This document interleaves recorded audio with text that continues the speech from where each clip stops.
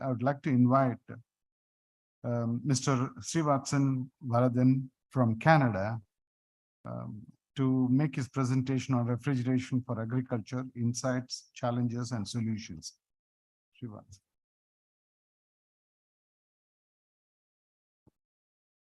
Talk 351, Refrigeration for Agriculture, Insights, Challenges, and Solutions.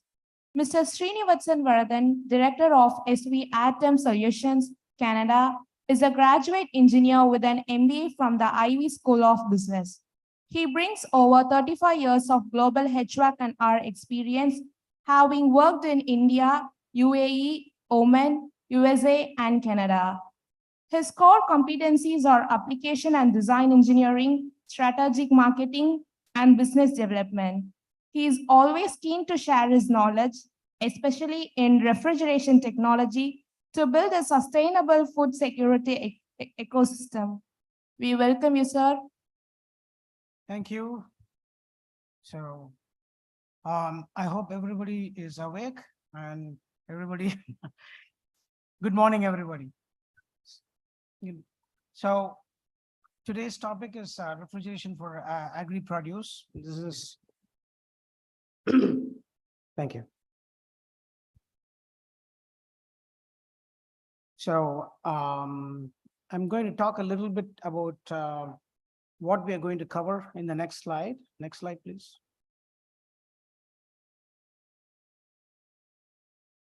Next slide, please.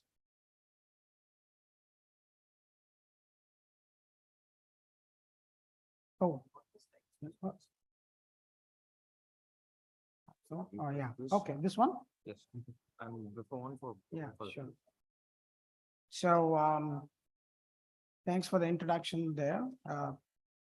I do refrigeration consulting, business consulting, and I do coaching and mentoring for corporate and students.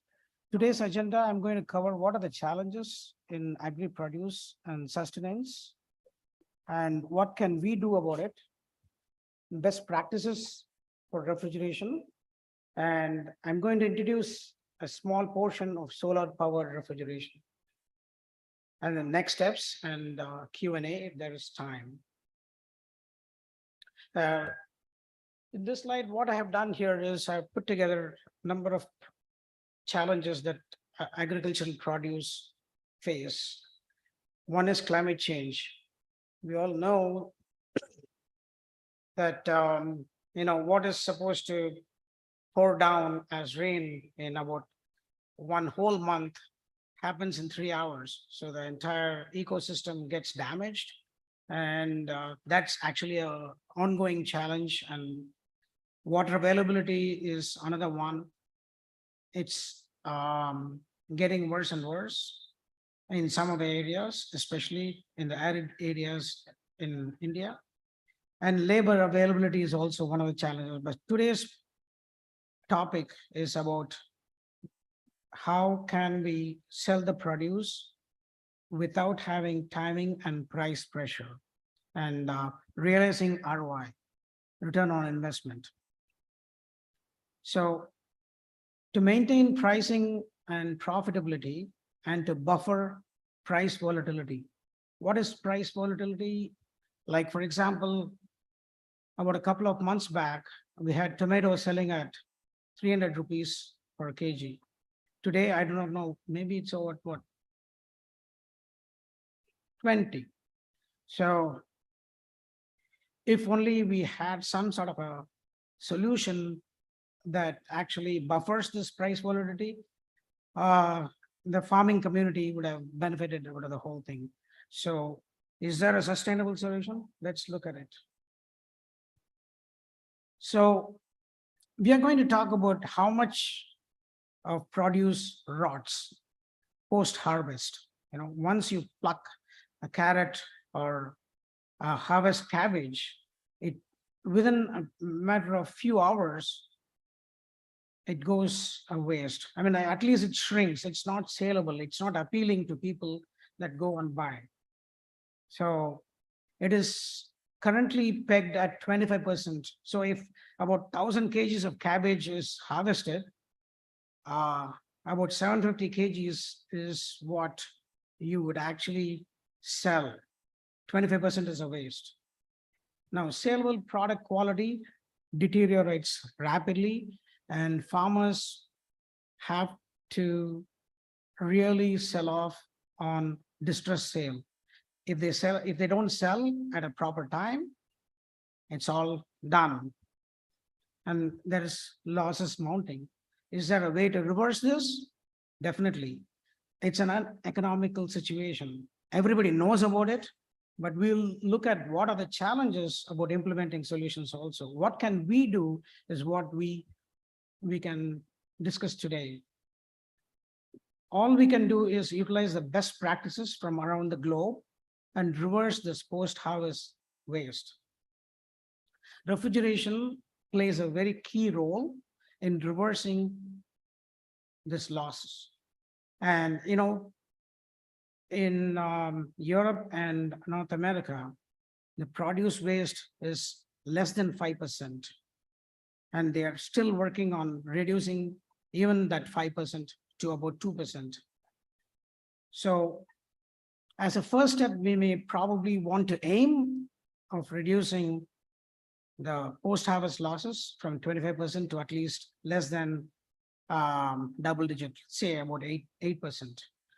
Now, what will happen is that it'll boost the sales revenues. That means more product is available for selling at full price. Okay. And there are other downstream benefits, because once you have the difference between the 25% and 8% loss, you can show a bigger sales revenues and everything that benefits out of it.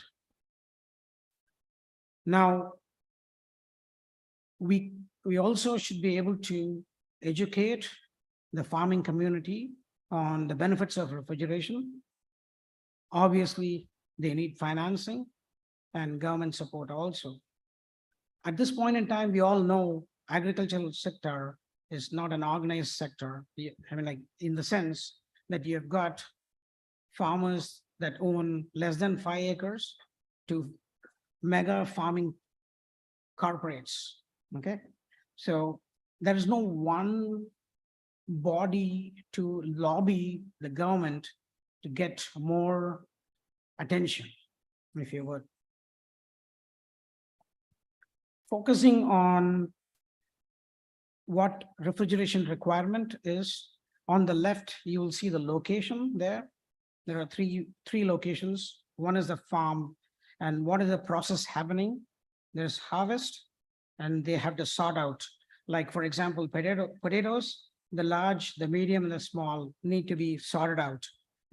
Same way, carrots, beans, green beans have a lot of export potential into Japan and other areas.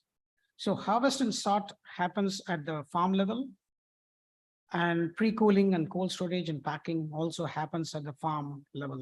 So what are the refrigeration requirements? You need actually pre-cooling rooms. You need actually ice machines, slush machines, packing rooms, chiller rooms, processing rooms, even freezers if you're going to freeze the produce. So for example, if you take carrot, it needs to, once you pull out of the ground, it needs to be washed in a slush, and then it has to be washed twice. And then what they do is they do blast chilling, quick chilling within a matter of about 3 hours. They put it into a batch process, put it into a chiller room, blast chiller room, so that it removes a respiration load. More about respiration load in the next slide. Next, you'll have to transport all the harvested produce. And where does refrigeration come in? There has to be refrigerated trucks, but I have highlighted customized refrigerated trucks requirement. I'll talk more about why it needs customization, because one size doesn't fit all, especially in transit. You cannot transport all of the produce in one go in one refrigerator truck. It might be cool, but there is a humidity level that is required for each and every product that needs to be really controlled well. And then the third one is once it is transported from the farm to the market, it could be a retail market or a wholesale market. The receiving docks are refrigerated, warehouse chillers are there, large, huge warehouse freezer rooms are there, retail display cabinets where you actually look at when you go into a supermarket. Now, cold chain and best practices, these two, when they come together, they can reverse post-harvest waste. Just to give you an example of what happens, in this, there's brinjal eggplant, let us focus on the harvest. After it's harvested, it releases three kinds of energy from the vegetables. It'll be, it's very strange. Even cabbage and everything does it, okay? They are alive when you harvest it. Carbon dioxide is released, the water vapor is released. Most importantly, energy is given off as heat. That is the respiration load. And that causes a lot of damage. You need to actually take immediate attention. And I told you about carrots being dipped in ice slush just for that energy given off as heat immediately after harvest. The second best practice would be to follow short-term and long-term storage, temperature and humidity. Okay, I need to highlight this over and over again. Temperature alone doesn't cut it. If you look at one of the pictures there, that's actually a sweet potato. Okay, the ideal temperature is 59 degrees. But if you, oh yeah, cooler is better. No, it is not, because there is a chilling injury, and there's a picture that shows how the produce can go waste. Okay, in the process of thinking that, oh, we are doing better, you shouldn't do worse. So, and then tomato is extremely sensitive to humidity. Okay, you might be having a cool tomato, but it'll be shriveled. Will you go and buy something from a supermarket shelf? No. Actually, the one on the right is well kept. The one on the far right is actually the shriveled one. Far left is the one that is well kept. I will show you what are the temperature ranges. This is only for actually processing at the farm level, okay? So we need to diligently follow the temperature and humidity requirement. If you look at, for example, strawberries, 32, 90 to 95. Grapes, you would think that you're okay to store it at 90 to 95. No, it changes the taste of the grapes, okay? For example, tomatoes right at the bottom, 55 to 70 is the temperature, but 90 to 95 is a relative humidity requirement. So both are extremely important. 4 to 7 days is the maximum storage life that one can do without losing the taste of the tomato. Yeah. The next best practice that I can think of is the evaporator.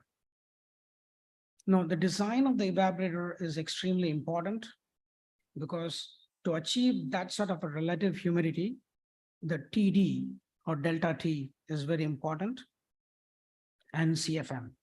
Okay, so to have the proper TD, it has to be built into the DNA of the machine itself. So it's very important that a design engineer focuses on designing an evaporator that is specific for the product groupings that we are looking at. Now, the in-transit refrigeration is almost the same, but again, one size doesn't fit all. Need to follow transit temperatures. For example, for greens, there's nothing here in the greens. It's almost like 98 to 100% requirement humidity. Okay? It's not the same for everything else. Most of the other vegetables, if they are transported at 100% RH, it'll rot. Moss, it'll gather moss on the outside. So it's not a good idea. For example, I recently designed something for a farm in Pondicherry that transports greens every day morning. And there are a lot of people, they use the regular truck. It's not a good idea because opening the door, the big door, means infiltration load causes, like most of the refrigeration transport refrigeration requirements are designed not to handle the infiltration. Infiltration load is a big load. If you start opening doors quite often and leave it open and wide. So there has to be a discipline in the operations also. The third best practices would be pre-select the load and commodity mix. It's not ideal to have one truck for one particular product. So I have actually given a color coding on the humidity. For most of the temperatures are around the same. You can actually play around with the SST of the compressor to achieve almost within the range, but humidity is something the evaporator of the in-transit refrigeration system has to be specifically designed to meet the humidity levels. So you can group those products in such a way that you can bunch, for example, here, oranges, papayas, you can go 85 to 90, for example.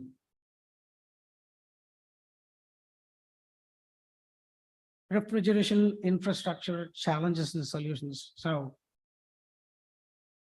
what's currently available right at the village level where most of the farms are located, you can look around, you see a very large gap between the need and availability.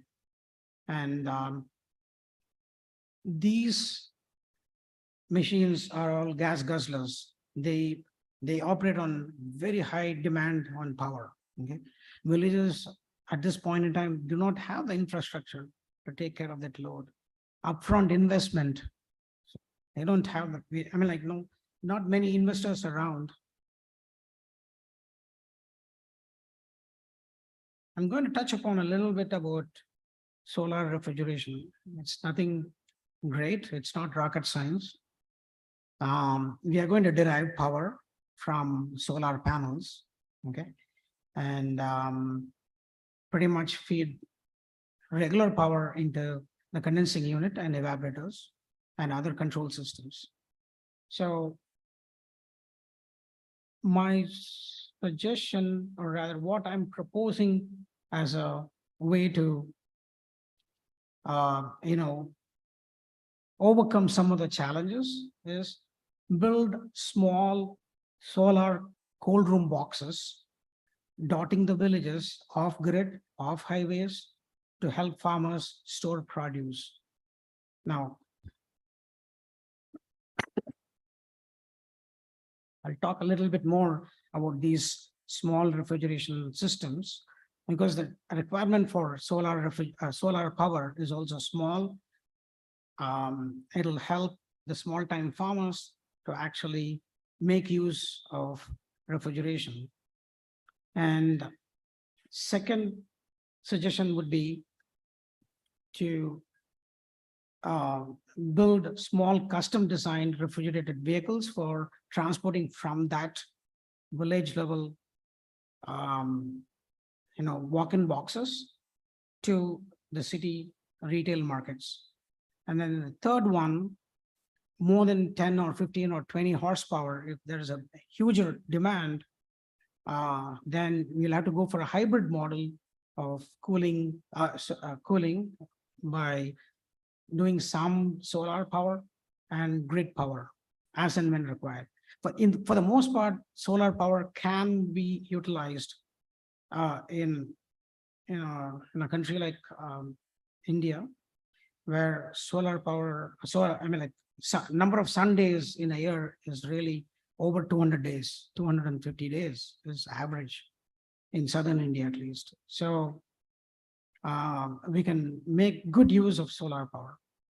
I want to talk a little bit about CAS, cooling as a service, Okay, we talked about the small walk-in boxes at the village level. Now, if there is a system to provide access to small-time farmers, they can bring in 3 or 4 cartons or 2 cartons of tomato, 3 cartons of beans, and 1 carton of brinjal, and pay only for that particular square footage or cubic footage for number of days, then we would have achieved something. This is for short-term storage, 3 to 5 days, so that recall my earlier on slide where they don't really need to do distress sales. Now, I also suggest that investors, private investors, government, and the industry like ISHRE can play their part in bringing all these parties together and making sure we sit down and talk. And I put up my hand, I volunteer my time to do whatever I can, because I've already done this CAS system in a smaller scale elsewhere. I'm pretty confident of introducing that model into the Indian market. It's not new. They have already done this in Rajasthan and Bihar, if I remember right, CAS. One more down the line plus point or upside potential for CAS is employment opportunities, especially for women in the villages, because they are the people who normally actually bring in the way the produce get in there. They do all the paperwork to keep a tag on how much the farmer has put in, how much he's taking out, what is the building and everything. So it provides more employment opportunities for women at the village level also. So one of the main questions that I was asked is, what is the return on investment on solar refrigeration? So there are several business models that can happen, depending on the quantity of the produce that goes through, that is the throughput. Depending on the ownership, if it is a private owner or there is a leasing model or subsidies from the government, the estimated return on investment is anywhere between 2 to 6 years. So this is where solar refrigeration can really help a lot in reversing post-harvest waste. Next steps. Now, private investors, logistics providers, and aggregators. Logistics providers, I think, there are several people that are there. Aggregators, they're a business model where they have about, say, thousands of farmers on one side, and they actually have a platform where they sell to the retail markets on the other side. So that is something, all of these people, if they come together and work towards solar refrigeration and a CAS model, I think this is going to help the farming community a lot. Government subsidies obviously is going to help. And by doing all these things, we are going to develop a real ecosystem to support the farmers and help reverse post-harvest waste. That actually concludes my presentation. Am I within the 20-minute slot?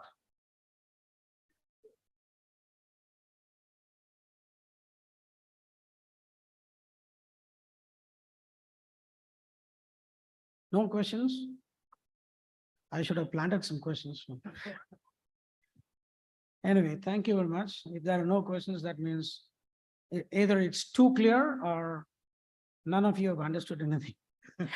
Yes. So solar refrigeration, it's nothing different. We are currently drawing power from the mains, right?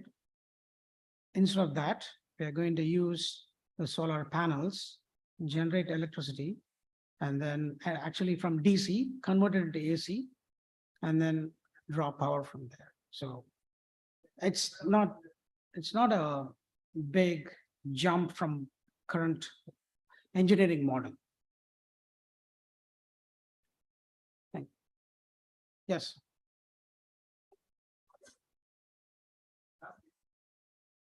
Pardon? Yeah. Oh, cut flowers. Okay, yeah. But Jasmine is famous. For jasmine? Yeah, for any flower. Again, it's extremely important to have humidity control, okay? You don't want to dry up, and it's a very, very short shelf life. You're trying to extend instead of 1 or 2 days to maybe 3 or 4 days, okay? By the way, 1 meter of jasmine flower costs $20 for me if I have to get it in Toronto. I don't know how much it costs, but it comes fresh. Within half a day, it turns brown. Okay, just for information. So what I'm trying to say here is that it's a very, very sensitive thing, jasmine flower, and two things, fragrance and color, right? Are very important. So near 100% should be the RH, and you'll have to have special evaporator design. It's better to have a special evaporator design to make sure you do not dry up the product. Temperature wise shouldn't be a problem, like anywhere between 35 to 36 Fahrenheit should be okay, and about nearly 100% RH, 99, 100% RH. But it has to be packed also problem.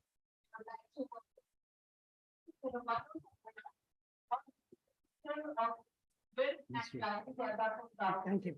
Sorry. Thank you. Thank you very much. So we are just. Yeah. Okay.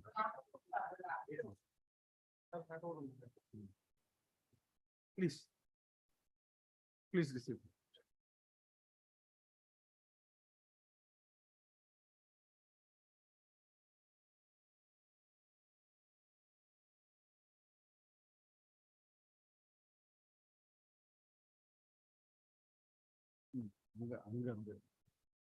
Thank you. It was perfect. Very good. Beautiful. Yeah.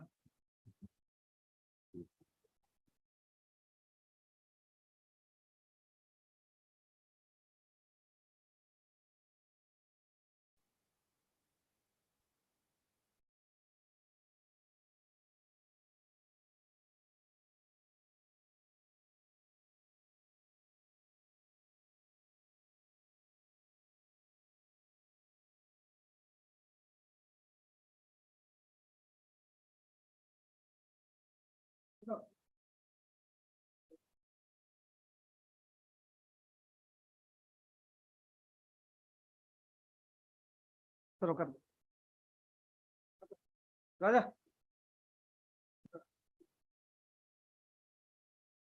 Good morning, everyone. Welcome to Honorable Minister Thiru T. Mano Thangaraj, Minister for Milk and Dairy Development, Government of Tamil Nadu. Welcome, sir. I request Mr. Vinod Solomon and request Mr. Sridhar, convener, to hand over a bouquet to the Honorable Minister.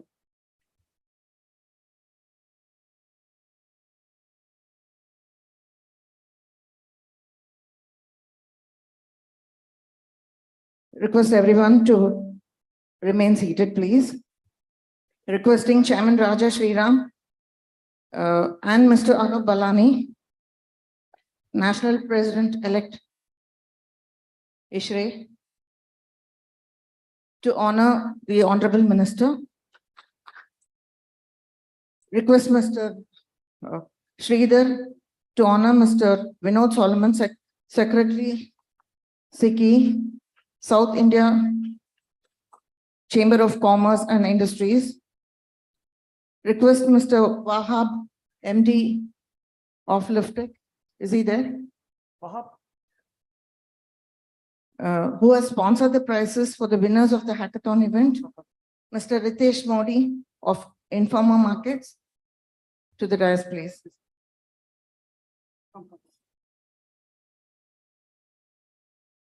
Request Mr. Sridhar to honor Mr. Wahab of Liftek. Thank you.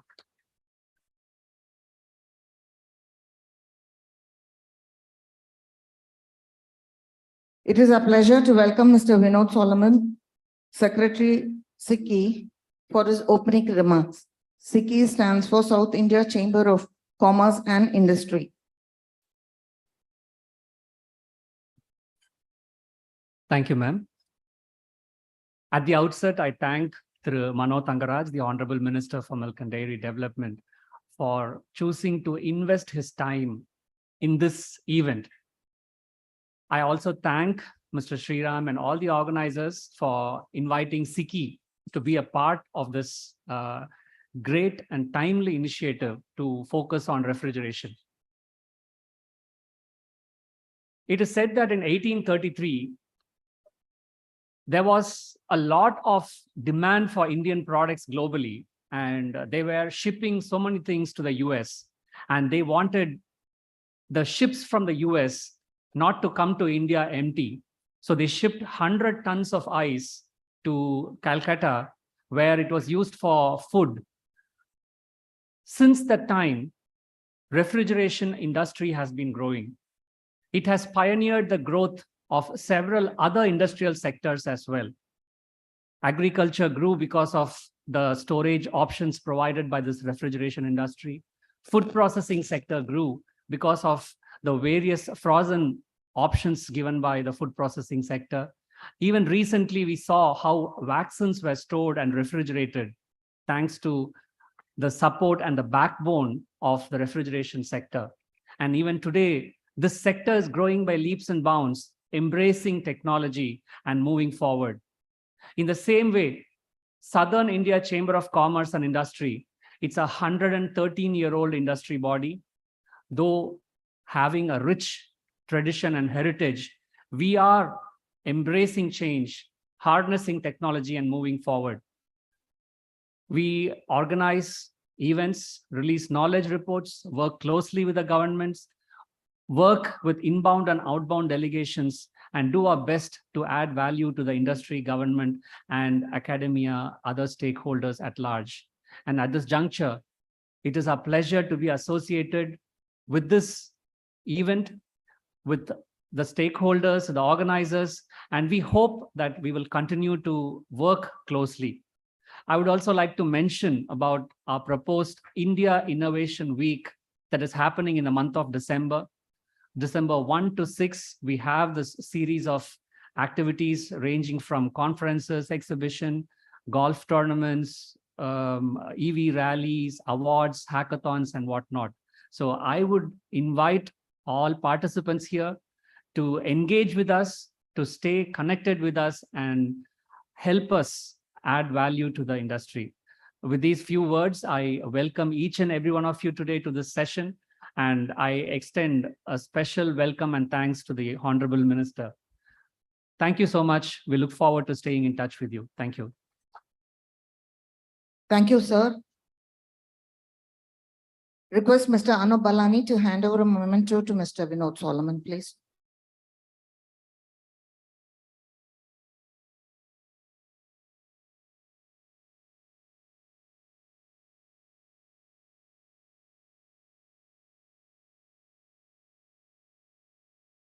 Thank you, sir.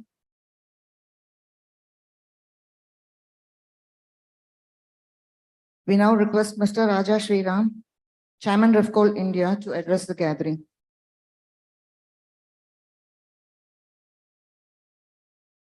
Thank you very much. Well, sir said about ice that was brought to Calcutta, from where the first refrigeration process started in India. I would like to tell you here, there is another place here in Chennai known as the Ice House. The Ice House is today known as the Vivekananda House, dedicated to Ramakrishna Mutt. where they used to bring ice from England very closer to the beach shore. They used to straight away take it and store it over there. And to ensure that the evaporation of ice was less, they had made the building in a circular manner. It has a technical reason, so that ice does not melt that very fast. And that is the legacy with which the today's Chennai, the erstwhile Madras, started its cold storage. And just to take you down, just to give you an impression, an idea as to why this, what is the ISRE all about. ISRE is the Indian Society for Heating, Refrigerating, Air Conditioning Engineers. It's a 42-year-old society started by 4 professionals, foreseeing the requirement for the required subsequent growth of this industry in the country. Today, it has grown to with a membership of around 25,000 plus people across India, with more than 52 chapters in India and 3 chapters abroad. And that's where it is.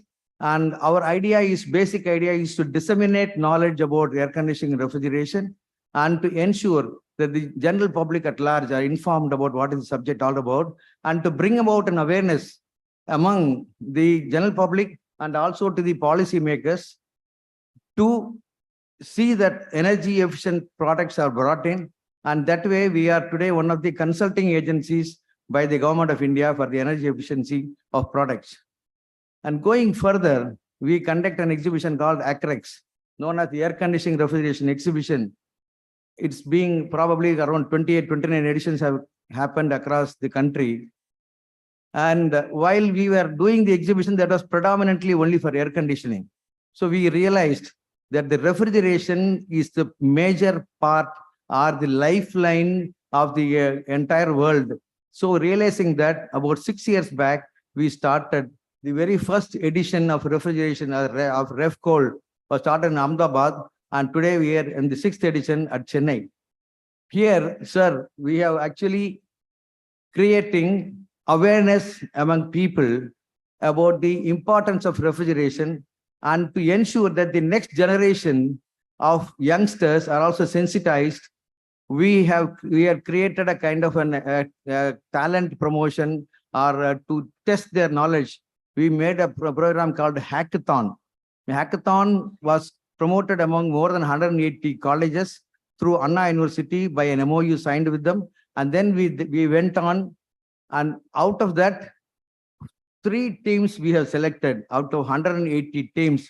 We had a boot camp about 2 months back with about 18 teams across India. We had given them some special tasks to come about with a very good idea for refrigeration. Students have been brilliant, very brilliant, and they have ensured that we are able to give them something phenomenal to the society. And those people, our Honorable Minister for Milk and Dairy Products, our chief guest of the day, through Manoj Tangaraj, will be handing it over to them. And welcome to you, sir.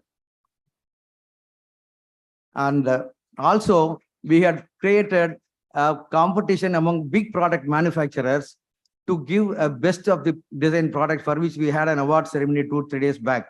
The idea is just to sensitize everyone here, but for cold chain, the 140 crore plus Indians, plus other countries where we supplied the vaccines would not have been possible but for cold chain. That is happened only because of refrigeration.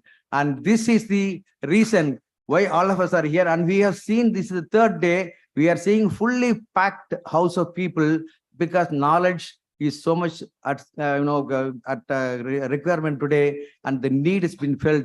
We have a big exhibition also, and I welcome you again, sir, along with Mr. Solomon and other dignitaries and our own National President-elect Anup Balani to this. And thank you very much. I take my seat. Thank you, sir. Thank you, Mr. Raja Sriram.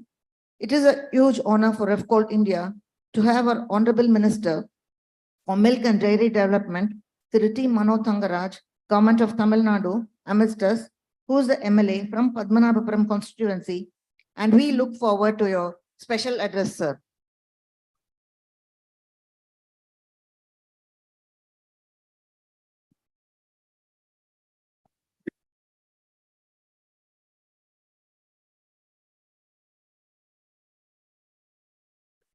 the President-elect of Israel, Mr. Anup Baloni, Mr.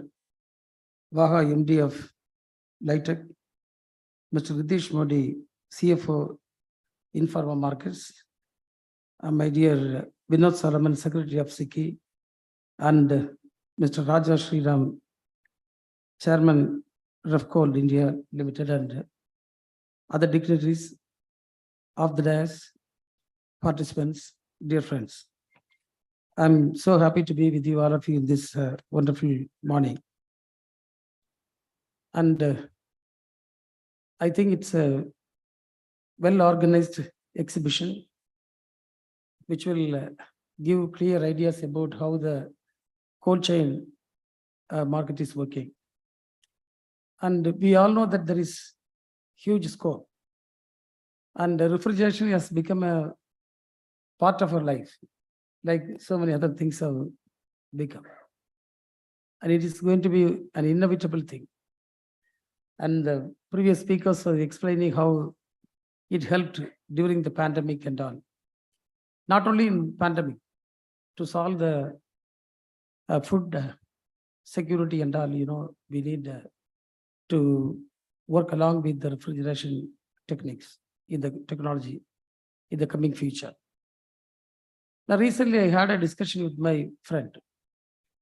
When we were discussing about normal things, his daughter came in, and she was a girl who has been studying in Canada, I think. By the time when we were discussing, he was talking about the college where we studied. And these people, they happen to be in the hostel.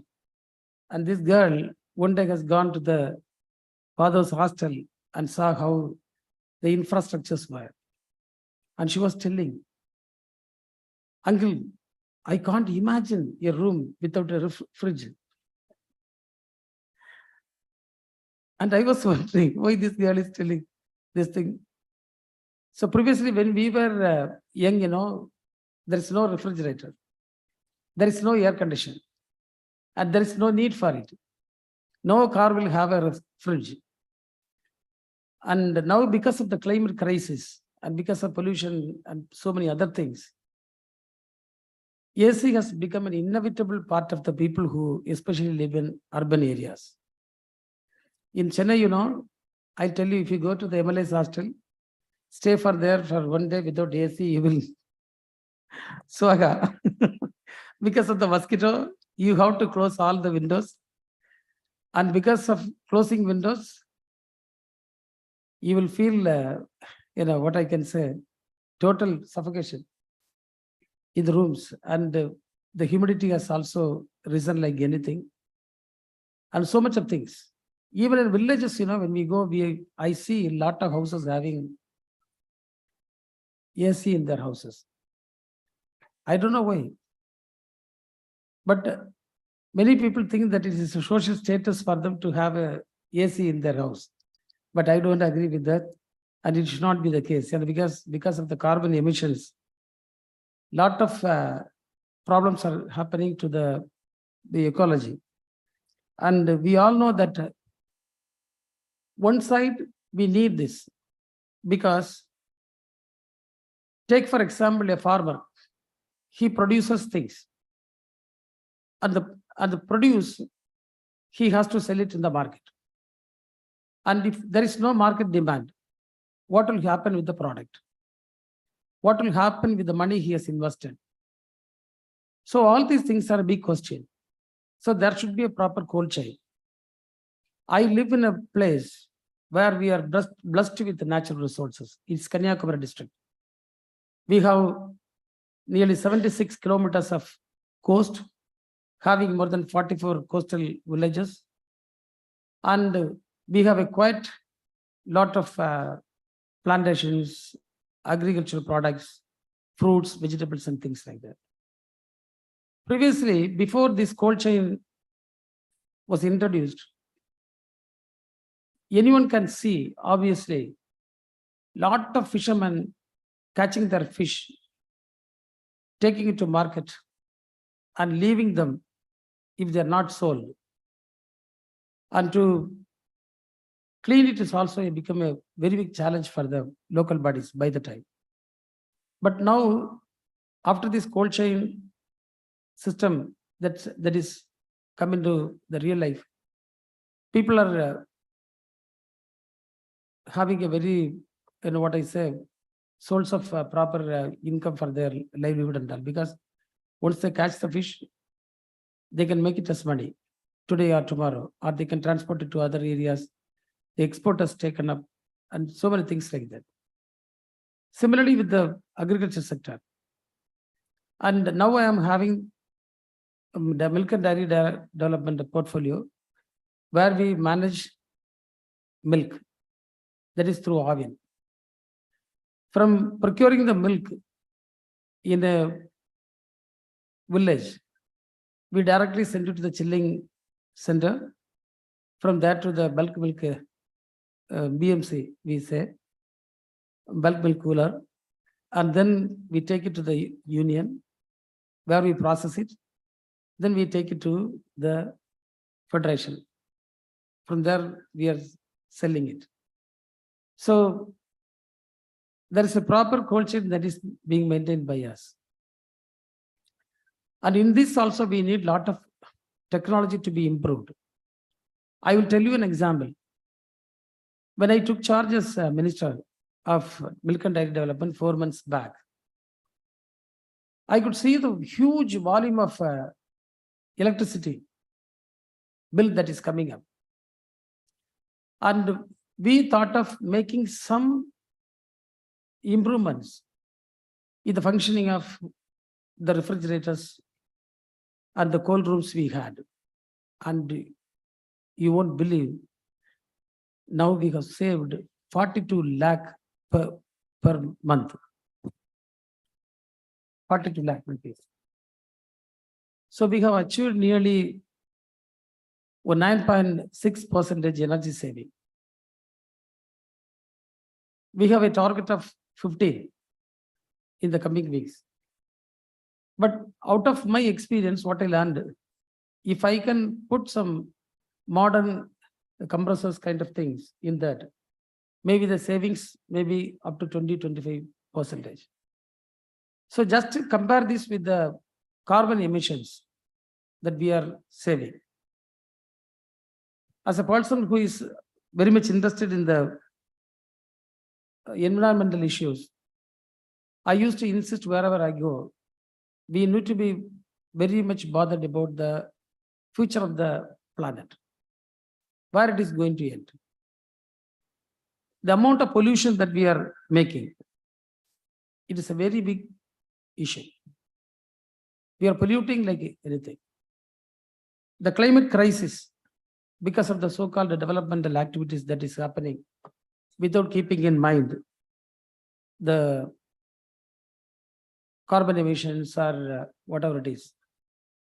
And the third thing about the land use pattern. Say, for example, now wetlands are being converted into buildings, and lot of projects that are coming up in the wetland areas. So because of that, the groundwater level is diminishing. It is becoming a very big threat to the food security. Say, for example, in my district, we have a lot of water with us. Now also, we have a dam which supplies water to the entire district, Pechipare Dam. It has the capacity to accommodate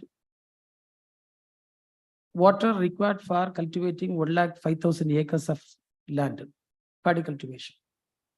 And we had such a huge amount of cultivation in the past. But now, within 25 years of time, it has reduced to 3,000 acres. You just imagine, we have the water for 105,000. It has come down to 3,000. So, how it is declining? Dangerously declining. So what will happen to food security in the future is a very, very big question. So that is one of the thing that because of this land use things, that's a huge threat. A lot of alien species are coming, like invasive species in the plant and animal kingdom and insects kind of thing. That is also contributing in a very big way.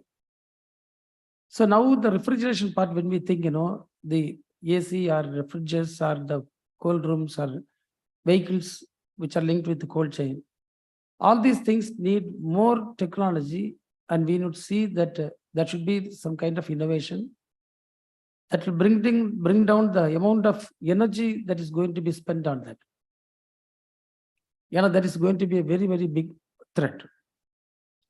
So there is very good scope for technological innovation also.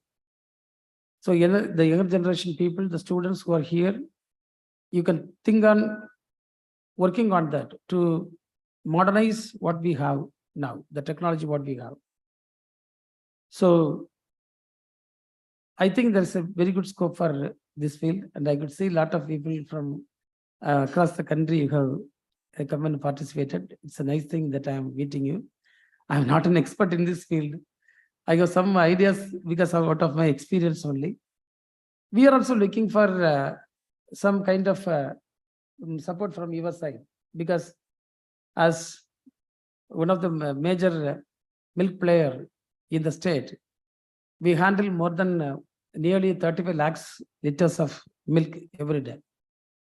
And we have made a target to increase it to 55 lakhs by this month.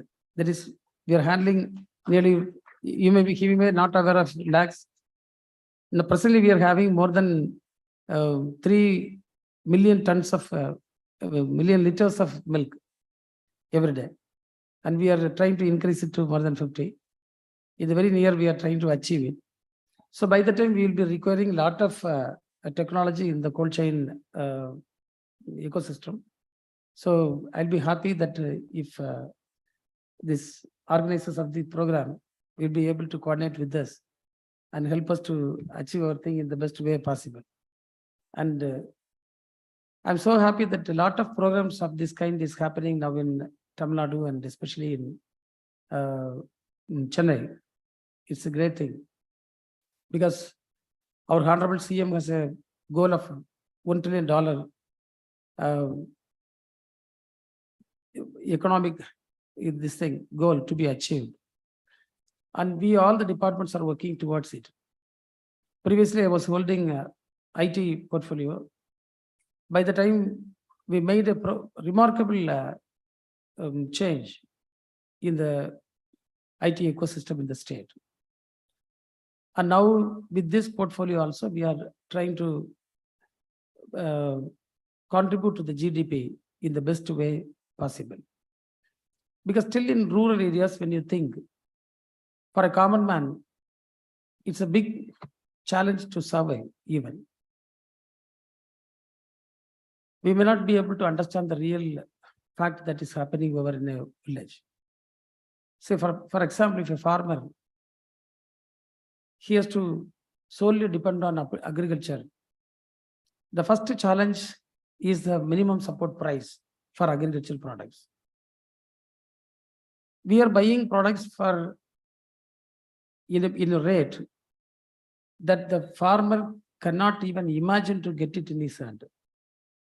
I used to wonder when we go to a shop in Chennai and buy a fruit, and if you go to a village and see how much the farmer gets, it's pitiable. There will be a hue and cry everywhere from the farmer side. That is about the minimum support price. And as I am a social activist, I used to tell that minimum support price should be taking into consideration of the amount that is required to produce it. Now, most of the minimum support price that is fixed by the governments will not match the money that is required to produce it. Say, for example, milk. Our farmers are crying that please increase the price. So because the price that is being provided to a farmer is far less than what is required in terms of the cost that is incurred for producing it. So that is one of the biggest challenge. The second challenge for the farmer is marketing his produce. So that is one of the biggest challenge. So marketing scope, now it is enabled by the cold chain, and that is very good scope. And I think a country like India or a state like Tamil Nadu, we have very good potentials and we can make use of it. But the worrying thing is, as I told you earlier, the GDP contribution from the agriculture sector is declining like anything. During 80s and 90s, we had a contribution of nearly 24% from the agri sector, including the cattle sector, I'm telling you. But now the reports suggest that it will be around 11.3. So it's a very serious threat, and it's a very seriously we have to look into the thing. So we all need to work towards bringing the agriculture GDP to a better position so that there will be food security for the future of India. Otherwise, after some time, we'll be fully depending on import. And that will be a very challenging thing economically also, because a lot of money will be, foreign currency will be washed away. So with this, I wish to conclude. I wish all the best for the success of this program. And thank you, Ananda. Thank you, sir. Refcold India and ISHRE are truly honored by your kind presence and excellent address. And we assure you that we would give all the support, any technical support that is needed for the government of Tamil Nadu through ISHRE. Thank you. I now request Refcold convener, Mr. Sridhar, and Mr. Ritesh Modi, CFO, Informal Markets, to hand over memento to the Honorable Minister for Milk and Dairy Development, Thiru Mano Thangaraj.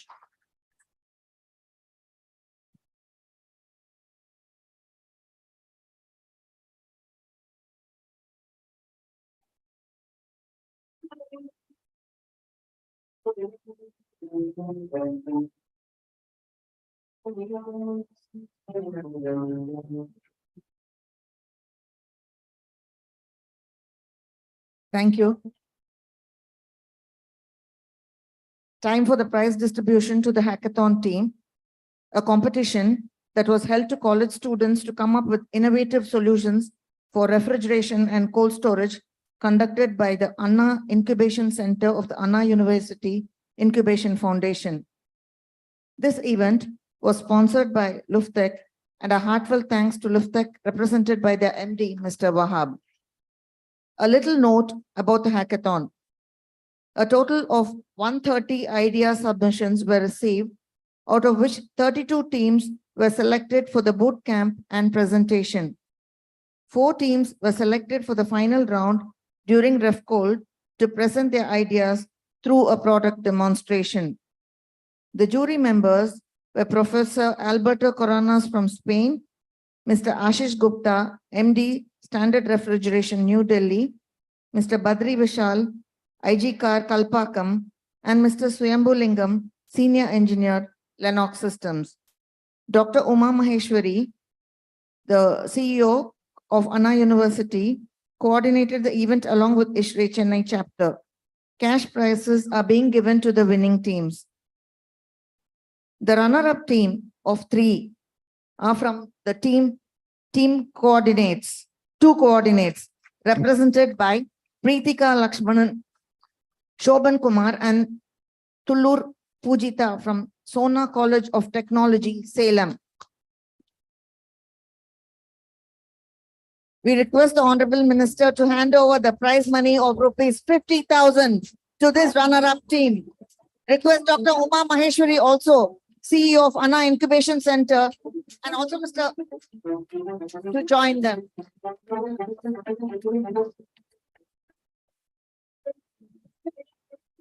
Congratulations, and let us put our hands together to appreciate all the efforts and the wonderful presentation by two coordinates.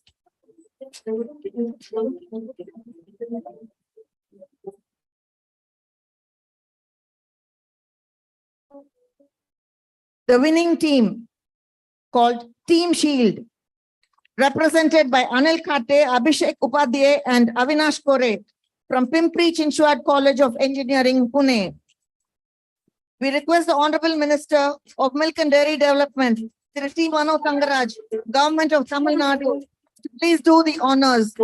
Let us put our hands together. Dr. Saravanan, request you to please join them, please. Mr. Sridhar, convener, also join them.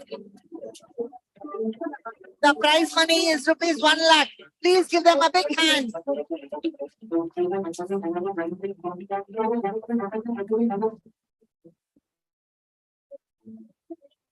Thank you, sir, for doing the honors.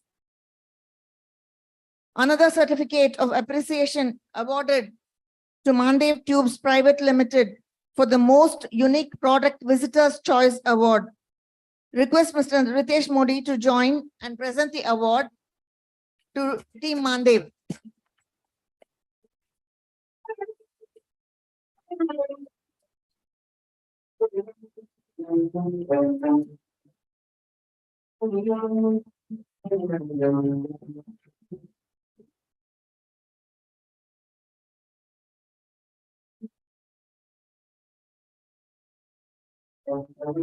Thank you, sir.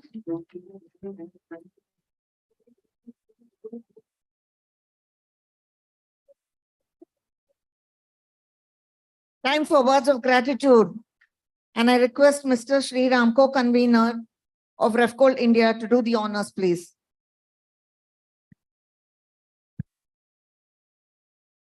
Thank you. It's a privilege and honor to have had the presence of the Honorable Dairy Minister, Thiru Mano Tangaraj, with us today. நாங்கள் ஆக்சுவலாக ஒரே ஒரு வாட்டி ஒரு 2 மாசம் முன்னாடி போய் sir October 12, 13, 14 நடக்குது, தயவு செஞ்சு வந்துருங்க அப்படின்னா. From the ISRE team, there was no reminder. I think we know that this team were following up. Thank you so much, sir, for being here in spite of your busy schedule. I thank Mr. Anup Balani. He was somewhere in the stall here. We just pulled him along and brought him here. Thank you so much for agreeing to be here. Mr. Anup Balani is the national president-elect. I would like to thank Lufttech. See, everything requires money. Without money, nothing moves. So Lufttech has kindly arranged to sponsor the whole hackathon event, and I'm very, very thankful to Lufttech and their MD. Thank you so much. This hackathon was the brainchild of Dr. Saravanan. See, we keep giving awards to people in the industry. We actually wanted to motivate youngsters to come and join in the refrigeration. We have a lot of problems in the refrigeration and cold chain industry. And unless bright young minds come into the industry, we're not going to solve those problems. So this idea was conceived by Dr. Saravanan. Thank you very much, Dr. Saravanan of Anna University. Yeah. The idea was Dr. Saravanan's, but it was made to happen. The operations part of it was Dr. Uma Maheshwari, the fantastic host. He actually hosted the teams for the boot camp. She hosted the teams during the 3 days in the exhibition. Thank you very much, madam, for being here. There were, as I said, about 130 teams all over India. Pune, Sholapur, all over India teams had applied. I thank each one of the teams for participating. Congratulations to the winners and best wishes to the others. Hope we will meet up in the next Refcold. Last but not the least, Informa Markets were told about this program, I think yesterday afternoon at about 3:30, 4 o'clock. They quickly put together this whole show. Thank you, Ritesh and your team, for putting this together for us. My thanks to every one of you for being here, and my apologies to the speakers for having to judge this program inside. I'm sure you understand. We hope to finish the thing quickly, and we really finished the whole thing quickly, and hope we will be back on stream. Thank you so much. Thank you, Mr. Sriram. We now request everyone for a group photo. The Dr. Saravanan, Dr. Sukumar Devota, Ajit Mandale, please join in for a group photograph, please. President Chennai Chapter, Raja. Dr. Uma Maheshwari, yes.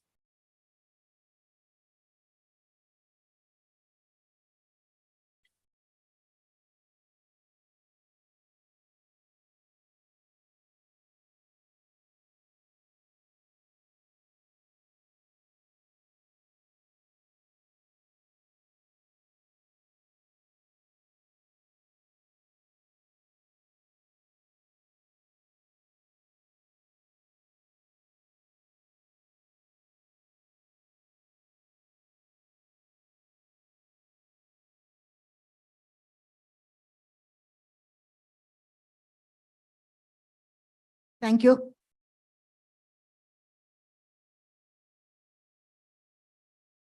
I now request the Honorable Minister to please visit our stalls. So I request you to please visit our stalls and honor us.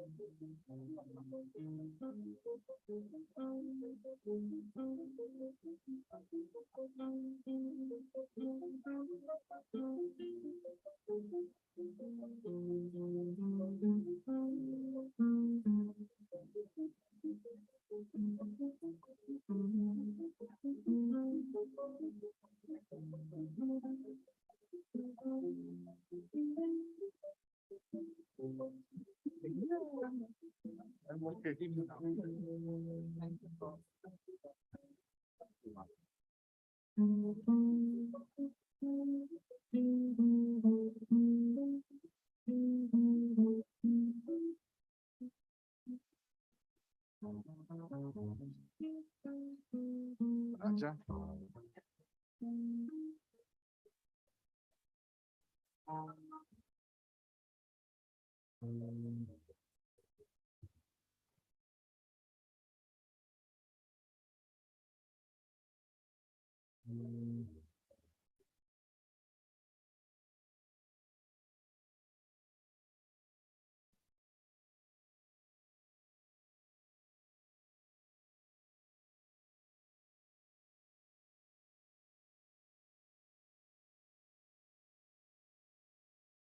So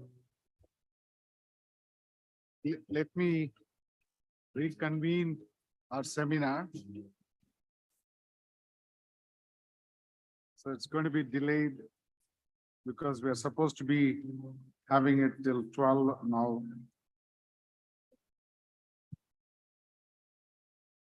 Yeah. Yeah. I'd like to have your attention, please, that we would like to start the seminar now because we had to interrupt because of the Honorable Minister's visit. However, we have two more lectures. So the next lecture is going to be given by Mr. Karthik Jayaraman from Refcold' Foods and Products Limited.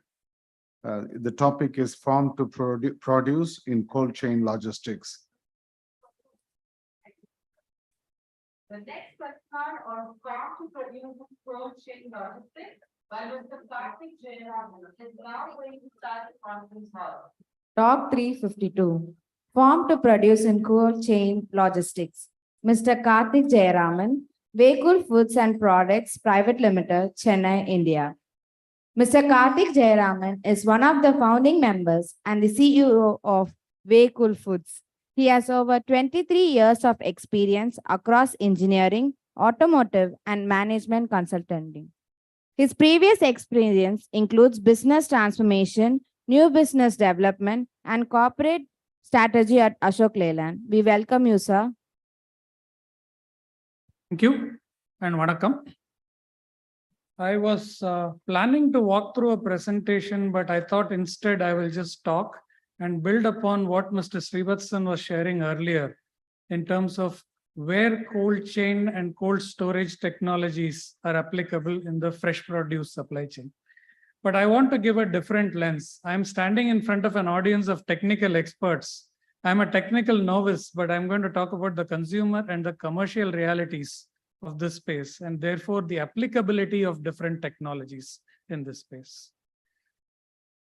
If we look at our fresh produce consumption, 40% of vegetables that we consume are basically onion, tomato, and potato. This is the actual data based on the work that we do. We are a large fresh produce direct supply chain company. Another 25 to 30% are carrots, cauliflower, cabbage, and similar vegetables. About 15 to 20% are gourds, brinjal, lady's finger, and other crops. And the rest are miscellaneous vegetables. I'm only talking about vegetables. And if you look at fruit, the largest fruit consumed by value, especially in South India, is actually apple. It's not even banana, whereas we are the native place of banana. Then it's pomegranate, and then you get to banana by value. Now, what's unique about this list is that onion, tomato, potato are not from India.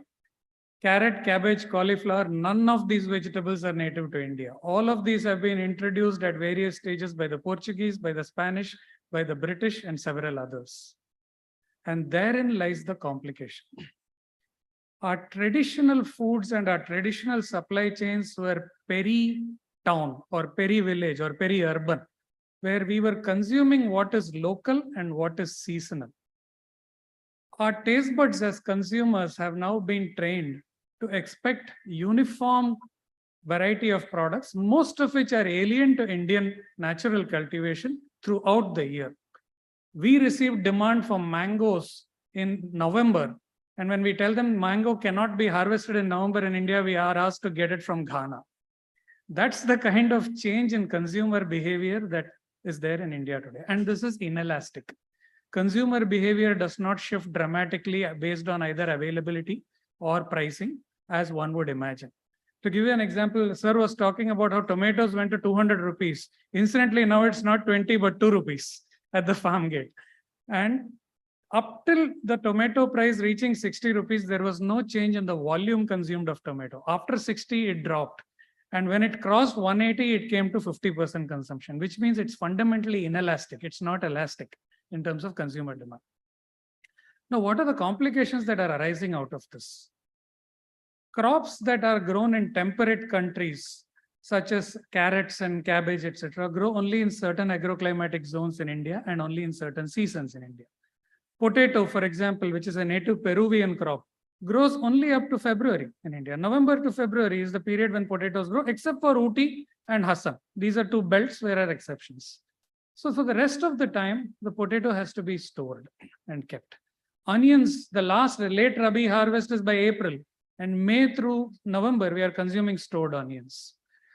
The second factor is geographic concentration. Most of our onions grow only, so it is basically concentrated in space and concentrated in time. Most of our onions grow in Maharashtra and parts of Karnataka and MP. Most of our potato grows in the northern Indian belt. And consequently, from there, we have to move the produce across the country. And as we move the produce is perishing. As sir was pointing out, it was breathing in oxygen, releasing carbon dioxide, releasing heat and dying. That's the reality of supply chains in India. And that's the reason supply chains have become a lot more complicated. Okay. This is one aspect of how consumers and conditions play a role. The second factor is the physical operating condition in India. A lot of the solutions that we're talking about are technologies that we bring from elsewhere into India, but we are in a tropical country. Countries that are temperate, which operate at 24 to 25 degrees Celsius mean average temperatures, have different solutions compared to a country where it reaches 42 to 43 degrees Celsius. Imagine the amount of load, electrical power consumption required to achieve ideal conditions such as 2 to 8 degrees Celsius in this operating condition. What is the cost of that electrical load if we are to use cold chains? And what is whether the product can bear that cost, which is where again the consumer enters the picture. The product cannot bear the cost for many of these solutions. Lastly, what happens when you take the product out of the cold storage and put it in a Kirana store out in the open where it is 42 degrees Celsius? Imagine the thermal shock that the product goes through, and consequently the losses that arise post cold storage. So these are the practical challenges that we are seeing in the supply chains that we are operating. However, we see paths to come out of these challenges. I will now pull back a bit and set the broader context of agri-food and agri-supply chains in India, especially for fresh produce, because other supply chains such as dairy are much more advanced. And what are the elements required to solve this, and where does cold play a role? Cold chains, cold storages, and temperature control or atmosphere control processing. These are the three elements that are involved in this. Where do each of these play a role? Today, we procure our fruits and vegetables from a farm that is an average size of 2.5 acres. If you compare that with America, the average farm size is 440 acres.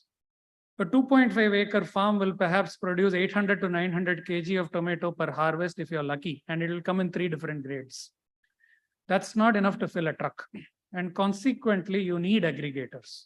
We have a narrative around aggregators and middlemen, but they are necessary in order to consolidate lots that are economically transportable.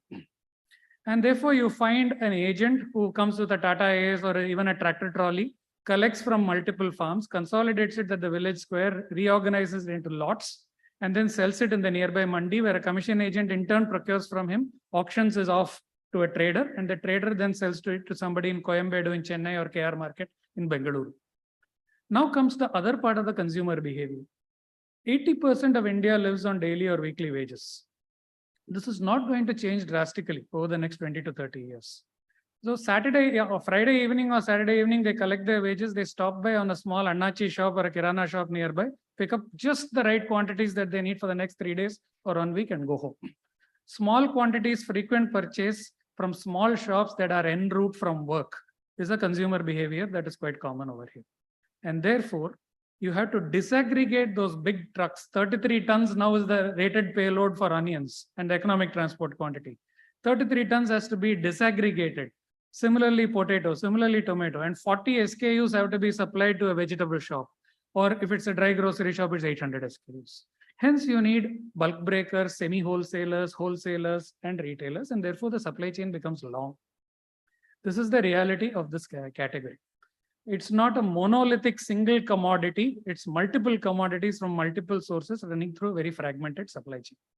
This causes 3 direct effects and 1 indirect effect. The direct effects are that every layer of aggregation is a 3%, 7%, or 10% commission, which adds cost. Nobody, very rarely do we see, I'll leave the, as sir was pointing, I'll leave the political crops aside. In the apolitical crops, the story that middlemen are appropriating all the profits is a myth. There are many middlemen making small profits. That's the reality. The second is there are many transporters in between that are handling the product in their own way. All of that adds cost. The hamalis, the people who are carrying the crates, the mathadi workers in Bombay, all of those people are handling the products in their own way. Then there is bagging from bag to crate, from crate to box. All these transfers happen. Every time you touch the product, you're adding cost to it. This explains why the farmer gets it at X rupees, whereas we buy it at 10x rupees.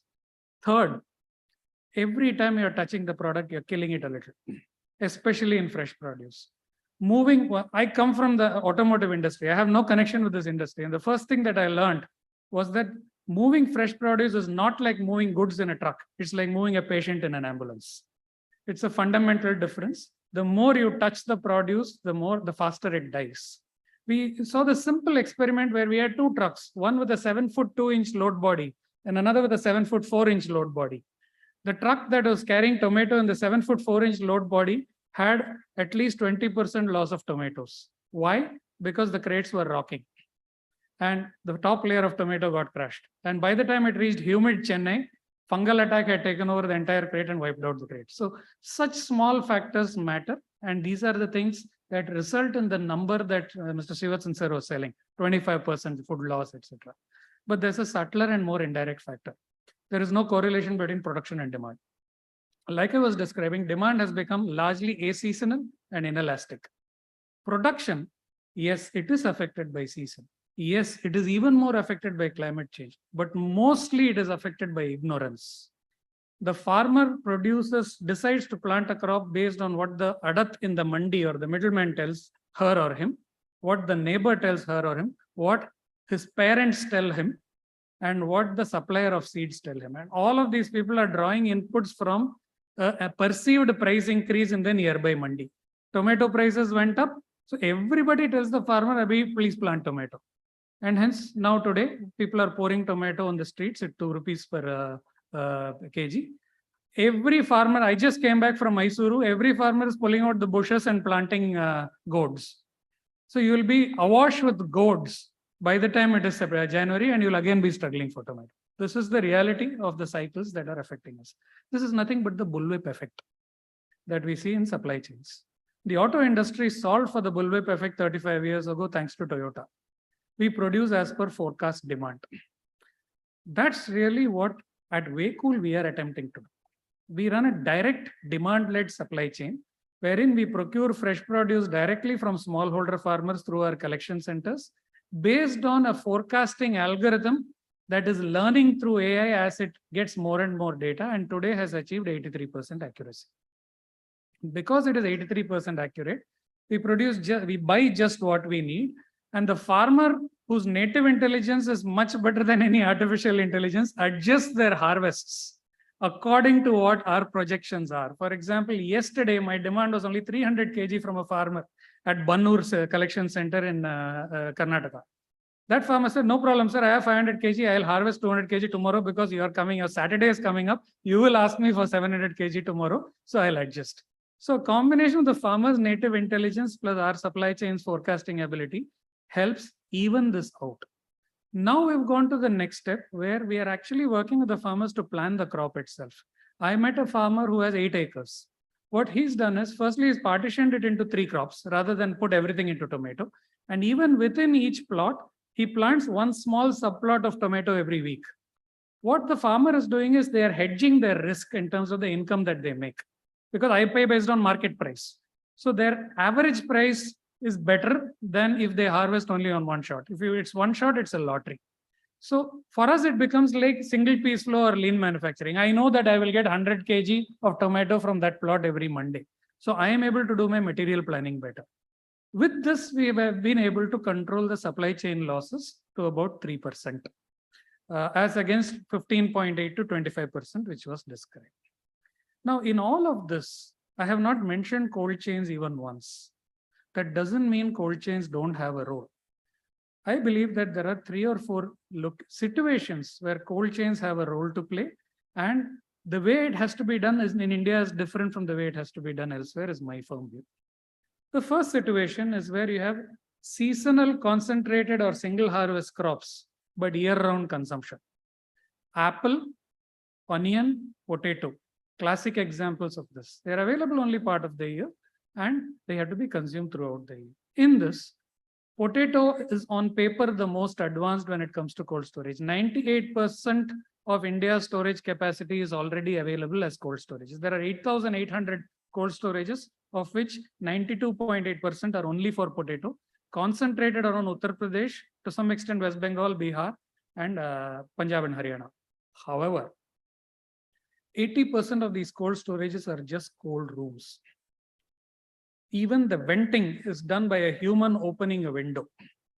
And the loss in each of these cold rooms comes to about 16% in the form of sprouting or rot. There is a crying need to upgrade these to ventilated, atmosphere controlled cold storages. And this is based on data. The processor industry, which buys for like the McCains of the world and the PepsiCos of the world, have pushed their storage partners to do this. And they have observed a reduction in loss of 8 to 10 percentage points if you put in advanced ventilated cold storage systems. So there is a tremendous opportunity. Imagine we produce very large quantities of potato. Imagine if we are able to save, I'm told 30 million tons or something like that of potato. Imagine if we are able to save 10% of that. That is a very large opportunity that is available. The second large opportunity that is available, which fights against beliefs, is that onion can be cold stored. This is a fact. In India, we do not cold store onion. I think sir is doing some experiments with this quite aggressively, but very rarely do we cold store onions. We use what are known as chals, which are aerated storages. Now, this was fine till about 10 years ago. But if you see the last 4 monsoons, I'll ignore the El Nino monsoon this time. The last 3 La Nina monsoons, Maharashtra experienced rains up till September end, which means the relative humidity in the atmosphere was so high that rot in the onion chals was extremely high. 25.5% roughly was the loss to just rot. In addition, post September, we have what we known as the October heat. Another 25% moisture loss happened in the chals. So literally, if you put in 100 kg, you got out only 50 kg of honey. So we are experimenting with a number of solutions over here. Number one, for example, we are putting in rot sensors, which detect the emission of certain gases. And as soon as the gases are detected, the chal is opened and the rotten onions are pulled out so that we can save the rest. This is one example of a solution. But we're also talking to one of our partners in the Netherlands to introduce cold storage. The logic here is that what happens when you take the onions out? 2 things happen: sprouting. The second is rot because of condensation on the onion because of atmospheric water. So if you can dry the onion post removal from the cold room and gradually ratchet it up to room temperature, there are ways by which you can prevent rot. If you can give anti-sprouting treatment, then there is a way to prevent sprouting. We are experimenting with that. Next year, we plan to build a pilot unit. If that works, today, with the fluctuations in price of onion, a cost of 3 rupees per kg is bearable by the consumer on onions, which is what we estimate will be the cost if we start moving onion into cold storage. So that crop is becoming commercially relevant thanks to climate change for cold storage. There are other crops such as carrot that are now being cold stored. In Uttar Pradesh, you'll find that half of the potato storage capacity is now being used for carrot because carrot is seasonal in the north. It's much more easily available for us in the south. So we see many more such crops going into cold storage. This is one solution. The second is cold transport and cold logistics. Here there are interesting opportunities. Again, concentrated crops which receive the maximum arbitrage benefit is where the farmer will benefit and the cost will support cold transport. This year we ran a pilot where we moved plums, cherries, and peaches and apricots from Uttarakhand and Himachal to Tamil Nadu and Karnataka. These crops have never been bought domestically in the south before. They're always imported. For the first time, we were able to move it from these geographies. The demand was phenomenal. The spread in price that we got was more than enough to cover the cost of reefer-based transportation. And since these go into modern retail where the shops are also air conditioned, we did not suffer thermal shocks when the product was moved in. So this has encouraged us, and we believe that there is a role for cold chains in this space. The third space where I believe a different kind of solution is needed is our regular products. Our regular gourds and eggplant and products like that. They cannot absorb the cost of a cold chain, nor will they survive the thermal shock when you take the product out. However, we have experimented with maintaining these at 24 degrees Celsius. What we've done is we have removed field heat. Post field heat removal, we've gone with a high humidity, 90 to 95% RH, which is what Sir Srivatsan sir had pointed out, and 24 degrees Celsius. And we've tried to maintain the warehouse also at 24 degrees Celsius and then transport it to the shops. And we have observed a good benefit in terms of reduction in moisture loss, avoidance of crinkling and other parameters and so on. We believe that the answer lies somewhere there. We have the purity of thought of saying we should do 2 to 8 degrees or 18 degrees, but technically that may be true, but commercially it's not viable. So we believe this is a good interim solution because the product hardly stays in a supply chain for 8 to 10 hours. It moves fast enough and then it reaches the consumer and the consumer consumes it also. So we believe there is a via media solution for this. We're still experimenting. We think we'll get there soon. So we believe there is one role for cold storage in a different way to form. Incidentally, the transit cold store for that in our warehouse runs off solar. So therefore it makes it even more viable. Lastly, the processing in controlled atmosphere is another area where I believe we are somewhat underinvested. The fact is, again, consumer preferences. We have moved from what used to be the popular Pachavazhapalam to the Robusta variant, which has to be perfectly ripened artificially. The government is pushing hard to move away from, originally it used to be carbide, then it was ethylene dip, then it was ethylene sachet. Now they're pushing you hard to get into ripening chambers. Therefore, there will be a growing demand for ripening chambers. Consequently, I believe there are opportunities to invest in these areas. And my suggestion as a user and a commercial applicant of these technologies is for this august audience to focus on these areas. I'll stop here and I'm happy to take questions.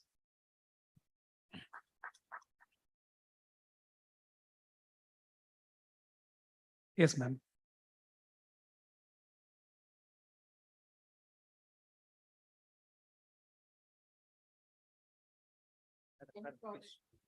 That we get in terms of nutrition? So it's an interesting question, ma'am. If you take products like potato and onions, the onion and potato that you're getting today is about 6 months old. There's nothing you can do about it. That's the reality. It's not native to your country. You want to consume it, you've got to accept that. If you take a crop like apple, up to 3 months, the apple actually improves in cold storage. Post 3 months, it starts deteriorating. Starch gets converted to sugar more and more, and at 3 months, it at its peak sweetness, and post that, it deteriorates. So if you're buying apple that's 3 months old, then it's not bad. We do not know at what time interval we will buy the apple. That's true. That's true. So in our context, we try and get different origins. We get it from the northern, we get Indian apples for about 4 months. Now we managed to extend the life to 7 months through CA store in India. For the remaining time, for one half of the year, we get it from the northern hemisphere and the other half from the southern hemisphere. So hopefully we are landing it at 3 months. Consumer should tell us. So thank you, sir. Thank you, ma'am. Yes, sir. You were telling about the via media on humidity. Yes, sir. Can you please elaborate on that? Just So- very short. Yeah, what we had done, sir, is we had actually built a few trucks which have a program controller which actually sprays and maintains the humidity inside the truck at 95% and also acts as a field heat removal process. So we load the material in the truck and keep the engine running. So it brings it down from typically 37 degrees Celsius is where gourds are growing, like Tindivanam, brings it down to about 25 or 24. And then we shut the door. and run it, and we are able to maintain it at 24 plus 90 to 95 RH. We did not observe any damage or fungal attack on the crop, nor did we see moisture loss of more than 2 or 3%.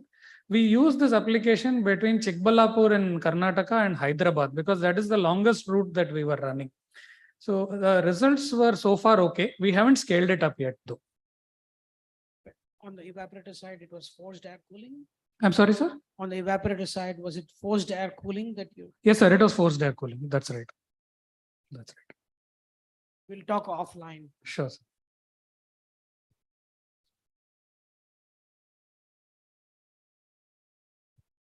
How many cold storages are available in Tamil Nadu, both private and government?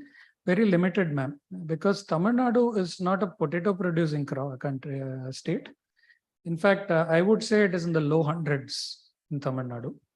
The largest is about 3,500 or 4,000 in Uttar Pradesh. 8,000 out of the 8,800 cold storages are in the northern belt. There are about 600 to 700 in Andhra Pradesh, which is basically Srini Food Park and other places.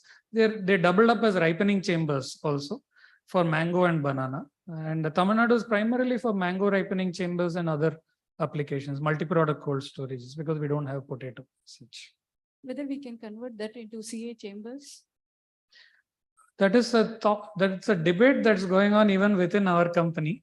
There are actually CA chambers available in somewhere near Srini Food Park in Chittoor. We are wondering whether we should move the product here and store it in CA. We don't know the right answer, to be honest.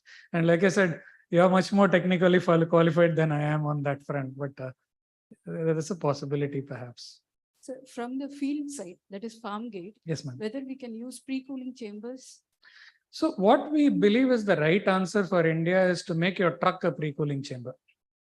If you can build smartness into the truck and reduce the field heat in the truck itself, because the Indian consumer can sense freshness very easily. If I pre-cool it for a day and then move it across the next day, the product is consumed at its 72nd hour post-harvest. Whereas if I can pre-cool it in the truck, it will be consumed at its 36th or 48th hour at best. So we feel the right answer lies somewhere there. We're still experimenting, but I think that's the direction we'll go in. Thank you. Yes, sir. Right. Exactly, you said, if you see, the way we harvest the grapes and then get those grapes to our sorting and getting facility, the entire truck, we cover it with the bag cloth, and then put a lot of water on that at the field. When they are received at factory also, the same thing is done. Right. So that initial load is restricted. Right. And that really gives you better cost control on pre-cooling cost as well as overall journey of the product. Right. And Exactly. we are doing it at large. So we send around say 25,000 tons of grapes to we actually export, and more than 1,500 containers. So you can imagine the actual saving. I can imagine. That really works. Wonderful.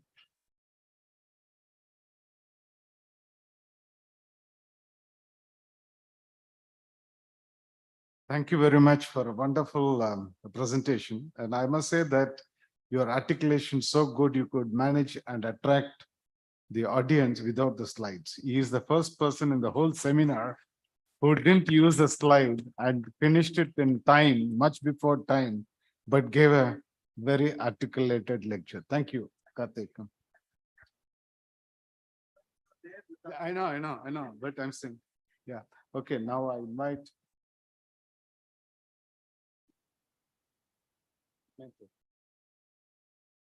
Yeah, okay. Yeah, I invite Mr. Ajit Pandale to hand over the memento to Karthik Jayaraman.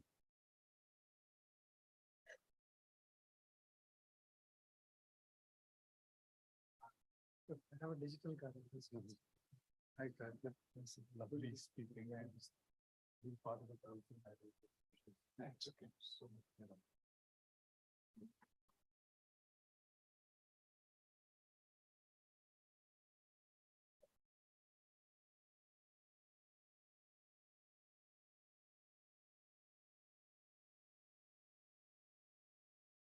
Wonderful. I'll start this session and come back. So the next speaker is Mr. Abbasab Kale from Sayade Farms Sustainable Grassroots Initiatives Limited. So those who know Nashik is the place where grapes grow and you get best wine from India. So I invite Mr. Kale. Hopefully it gives you very nice wine to taste.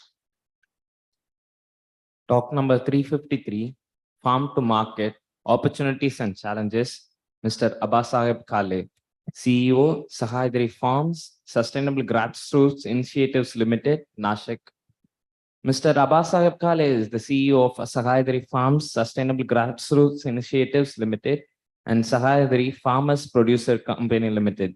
He is an engineering graduate from Shivaji University.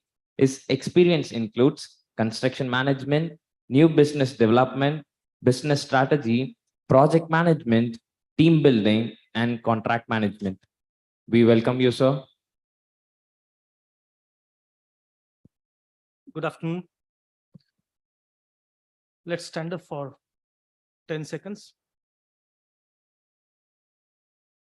Just a request. If you don't want, I think that's fine. Can you raise right hand? Can you drop left hand? Can you again raise right hand? Raise left hand. Drop both. Let's sit down. Amazing. I don't know where to start. So I just took this opportunity. The reason, I think all the three speakers, Srivasan sir, then Honorable Tangaraja sir, Minister, as well as Karthik sir. I think fantastic presentations. And to be very frank, as part of the industry, when we really look at something called farm to market, I think we have a very simple understanding of the subject. I entered my career in Lloyd Installations and handled a lot of post-harvest management projects in India, right from Radhakrishna Foodland to Mars Chocolates to Ferrero Rocher to Sahyadri Farms when I was in Lloyd's. A lot of MSMB facilities for multiple crops. We have all stalwarts, Surange sir, Paranspe sir from ISRE Pune. I'm ISRE Mumbai originally and then now ISRE Chennai, Nasik member. So had opportunity to work with all those stalwarts. And to be very frank, what really seems very simple, it's very complicated. The reason is very simple. I think these are few things which I just listed. As a customer, as a consumer, you want the things which you want to eat to be fresh, tasty, colorful, hygienic, nutritional, economical. That's more important. So a lot of things, a lot of expectations. And what Karthik sir just mentioned, it's handling patient when you are really delivering this particular produce to the consumers. Most of the times we just see these things very in sense casually. I think the last talk was eye-opening for all of you, because when we handle those commodities on ground, we really realize how difficult it is. He just mentioned, I think the 2-inch gap was creating 20% loss. So there is not a one solution which will fit for every commodity. You really need to get into details. And when you handle especially multiple products, that's very difficult. In entire conversation, to be very frank, when I was talking to him, one thing which we all as general public misunderstand or don't understand is this is all commercial business. This is not social work. So we have to be very, very careful while we are talking about farm to fresh and all those things. We need to understand what is consumer mindset, what consumer requirements are, and finally, when you are producing, are you really meeting those standards? I'll just try to run through very fast because a lot of things have been already discussed. This is a typical supply chain, what you can say in India or anything. There are 4 quadrants. One is dominated by food producers, manufacturers. The other is dominated by wholesalers, exporters, importers, logistic companies. Third one is retailers, and fourth one is consumers.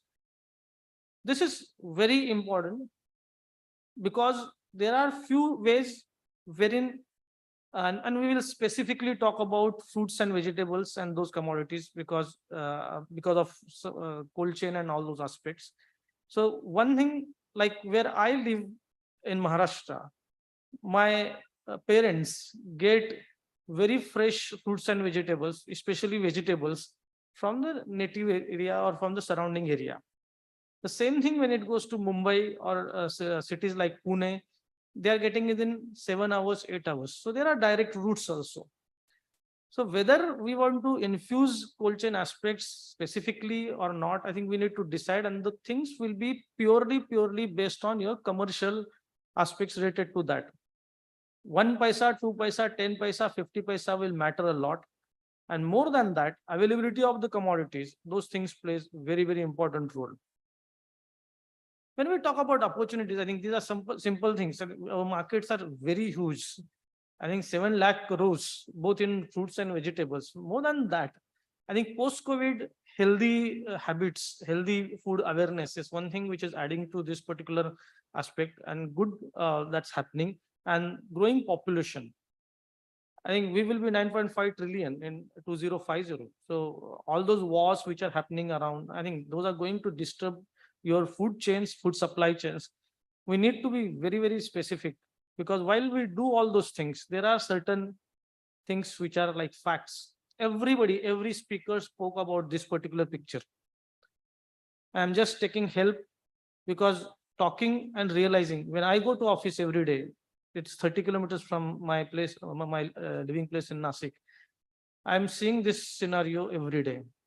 Those tomatoes on the road, 250 rupees 2 years back, 2 months back, and now 1 rupees, 2 rupees, 1 rupees. And it's ridiculous. So everybody is talking about opportunity, growth, and all those things, and this is the actual reality. And this is sometimes the global phenomenon. This report, I would request everyone sitting in this room. It's a really fantastic report. Please read this. Sustainable Food Cold Chains report published by United Nations, UNEP, and FAO, which very clearly spells out of the total food produced for human consumption, an estimated 14% is lost, and an estimated 17% is wasted, costing the global economy an estimated 936 billion a year. So on one side, we are talking about GDP and all those aspects. On the other side, we are wasting created wealth. So how we have to really make arrangements that we will stop these things. We need to very specifically come together and work on that. I always been requesting ISHRE, we need to come out of the typical frameworks of our mindsets, and we need to have, because we are now 30,000 plus members, we need to be a thought leadership organization. We should work on pilots. Like if we work with Refcold' or somebody like that, we will get some insights, and those pilots can be repeated all over in India. I think we have to do these things, especially for our country. So this is what tomato is talking about. See, especially in July and October, the prices are at a peak, and we know this is happening all the years. But then we are not taking any specific action. What are the opportunities? So what I feel very practically is that growing demand is definitely opportunity. Reducing wastage is one of the best opportunity we all engineers, technocrats, scientists, we should address to. How we can look at this, and balancing supply demand. This is one thing which, Karthikji, what I feel is not done in India and globally maybe, but especially in India, the problems are all our marginal farmers who hold 5 to 2 acres of land. And then if supply and demand are not been mapped at all, I think we are not going to address this question, I think till I don't know when. And now, because of technological solutions, I'll show you how we are at Sahyadri are looking at those things. So the strategy should be very clear. One, let's put in efforts on productivity and quality improvement, optimization of cost of production. The one example which I gave you of just pouring water, sprinkling water on our trucks which collect our harvested grapes, you will not believe that reduces our cost of pre-cooling to a very great extent.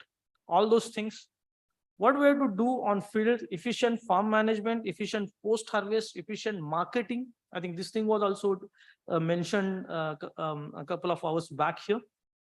We can address export and domestic market demand. But then when there are a glut or the overproduction or something like supply, the most important thing in India, what we have observed or what we have realized is we need to have processing facilities, wherein I think Honorable Minister talked about minimum support price, and I'm going to that particular aspect very during my last portion of the presentation. We can ensure that minimum support price to our farmers with this particular business model. How we can do that? I think those typical supply chains, if are coupled with say processing facilities, Mr. Karthik rightly pointed out, we cannot use cold chain everywhere. I think we have to see effective use. We have to see whether that price burden is going to be taken by our friends, customers. Similarly, this approach also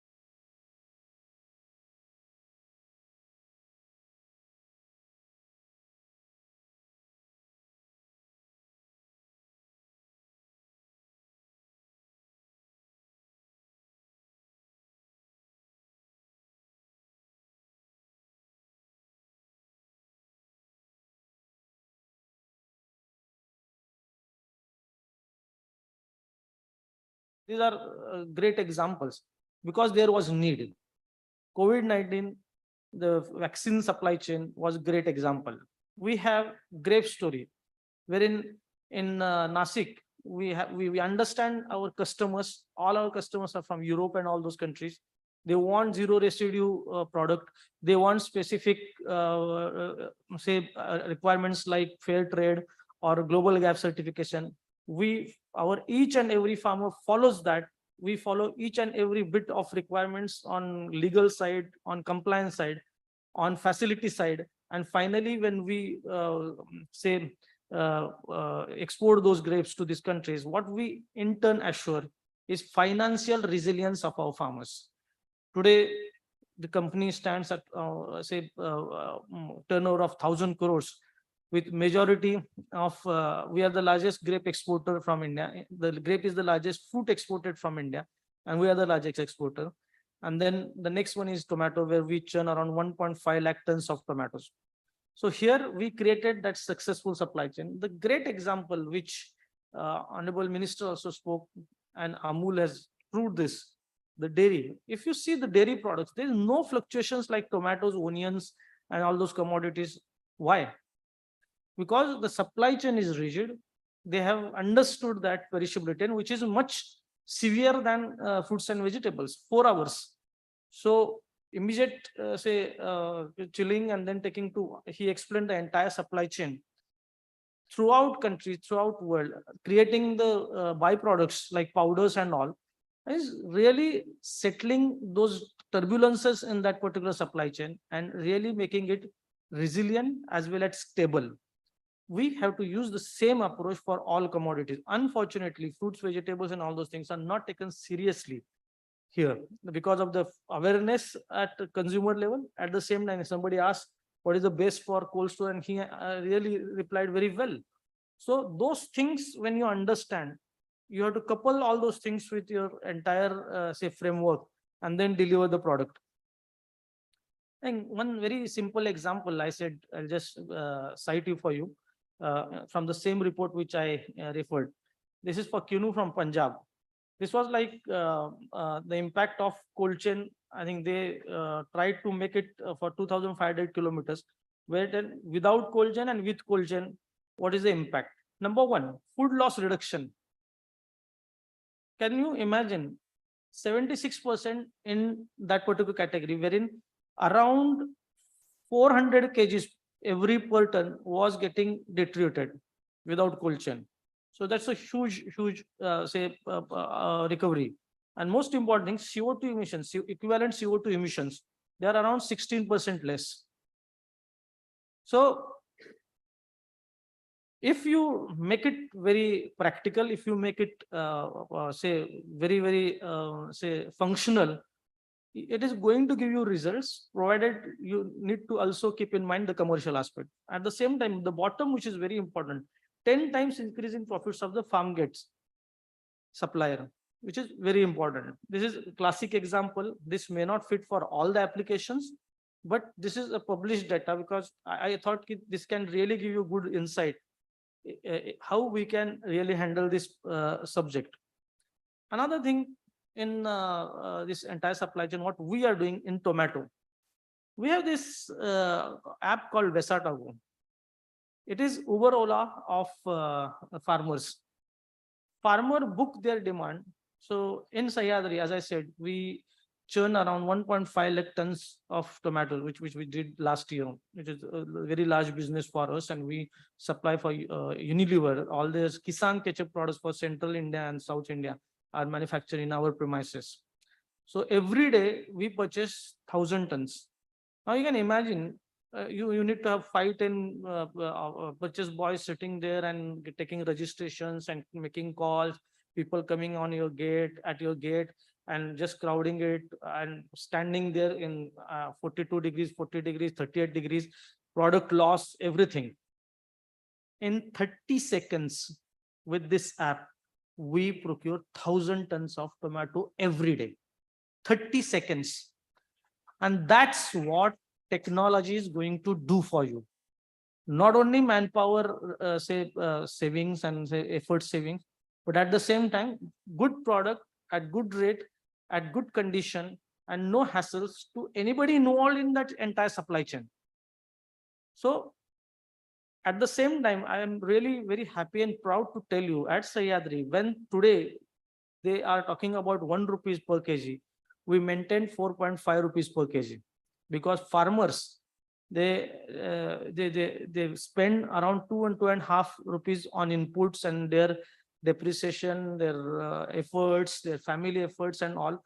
At least they can make 2 rupees. And this is for our own farmers. We have our connected farmers. We cannot extend to all of us, all the farmers, but whoever is connected with, we make sure that they get this particular benefit.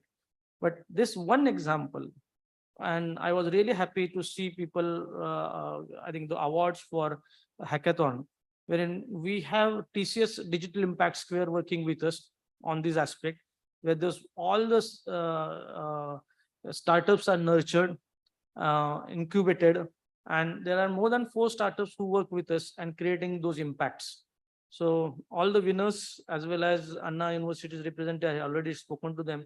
Most welcome to come and see how technology is transforming these supply chains.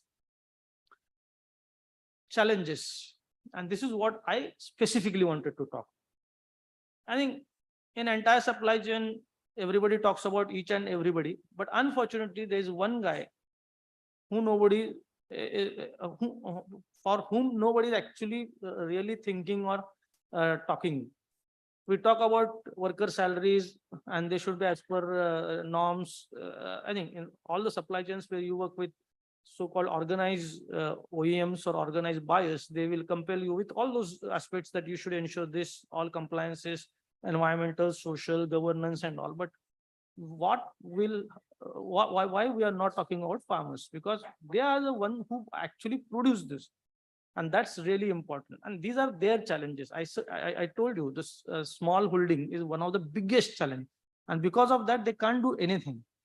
So the way forward or in between, I think we spoke about intermediaries.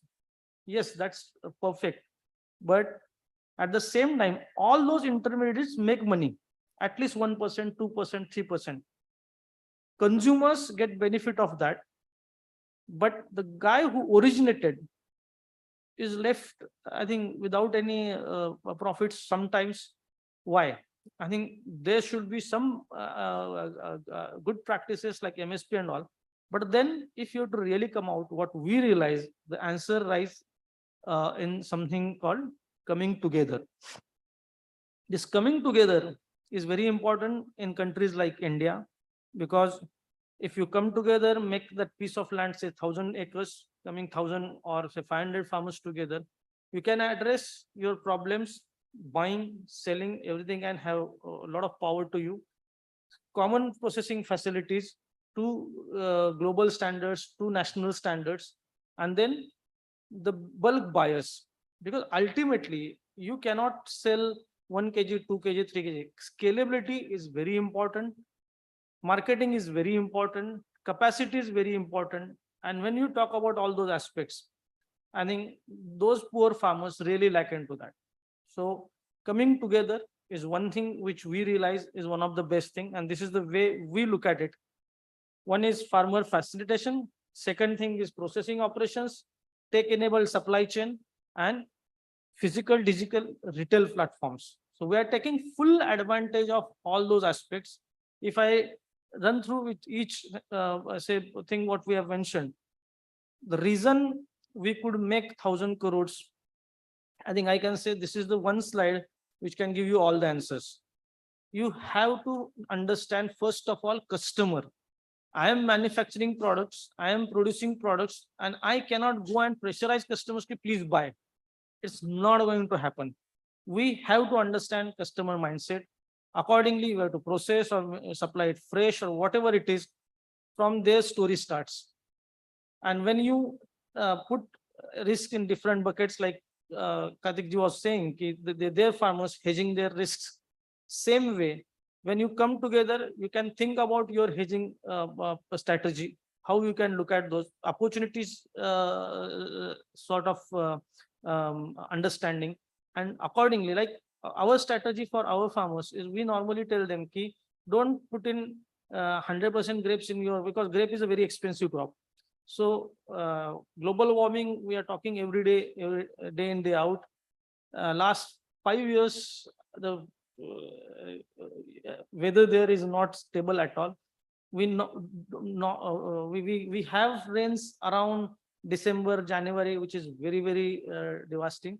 Unfortunately, farmers lose their crops. So we go for tomato and say grapes. So keeping eggs in two different things will definitely help you. Tomato helps them to take input, cost in between like 2 seasons or 3 seasons. They can cover those costs after they sell it to us or somebody else in market. But at the same time, the risk is divided. So those sort of integrated thinkings are important, and integrated value chains will only work. We did this survey in Maharashtra, wherein as of today, more than 300 supply chains can be created with worth of 250,000 crores.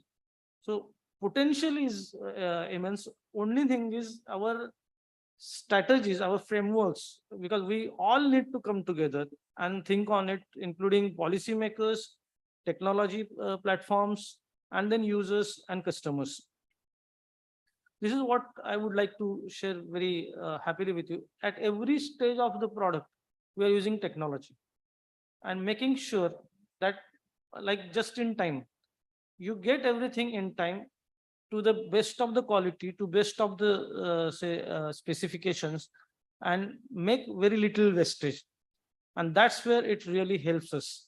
Each and every app is a very prominently designed app and very successful in its operation. Somebody asked about the how we can know when this was harvested. We have blockchain based traceability, geographical traceability, as well as financial transparency. So with scan of one QR code, you know who's the farmer, what is the amount which we paid to him, what is the amount he would have got it if he would have gone to any other market, who are the farmer can see who is my buyer. So it is two-way transparency. So these are things which are going to be there, demanded by global push. And fine, I think we will practice them here in India maybe after 5 years or 10 years. But already people are demanding this. Already the sort of people who are aware about their health and all. We helped Mumbai, Pune, and in Nashik in COVID. We normally operate with 2,500 people. We operated with only 200 people that time and service more than 1 lakh customer. And that time the awareness was very high, but unfortunately that awareness is very low. But those are the things which will really help you. So you need to look into food safety standards. You need to look into what are the certifications required. You need to look into what are the marketing partners requirement, what they demand. Finally, they are the guys who are going to play very important role. And the final message, we need to then develop sustainable cold chains, which can be very benefit right from farmer to consumers. With this, I thank ISRO Chennai and everyone here for inviting me for this particular talk and giving us this opportunity to share with you. You are most welcome if anybody wants to visit our Nashik premises. It's around 120 acres of food processing premises with all the technologies and practices now for horticulture crops. Feel free. I'm there for the entire day. We can have questions answered that time also. Thank you.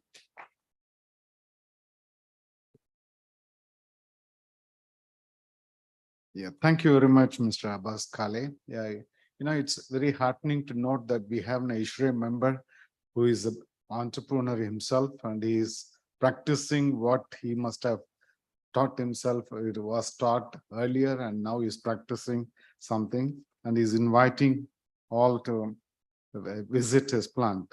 So now I invite Mr. Sankara Narayanan to hand over the memento to Mr. Abbas Kale. We are indeed thankful for you.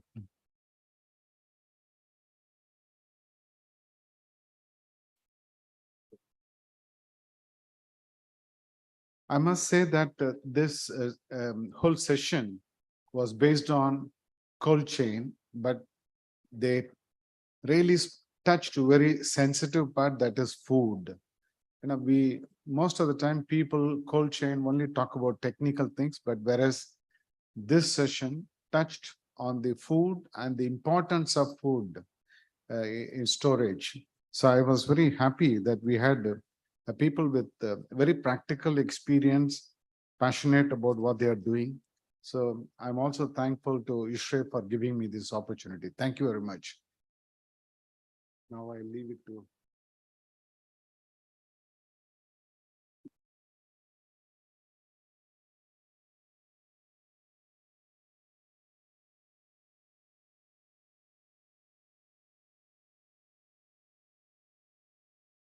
Just, dear gentlemen, just take a couple of minutes to set the stage right for the next session, which is a panel discussion. Just give us 2 minutes and we'll be ready.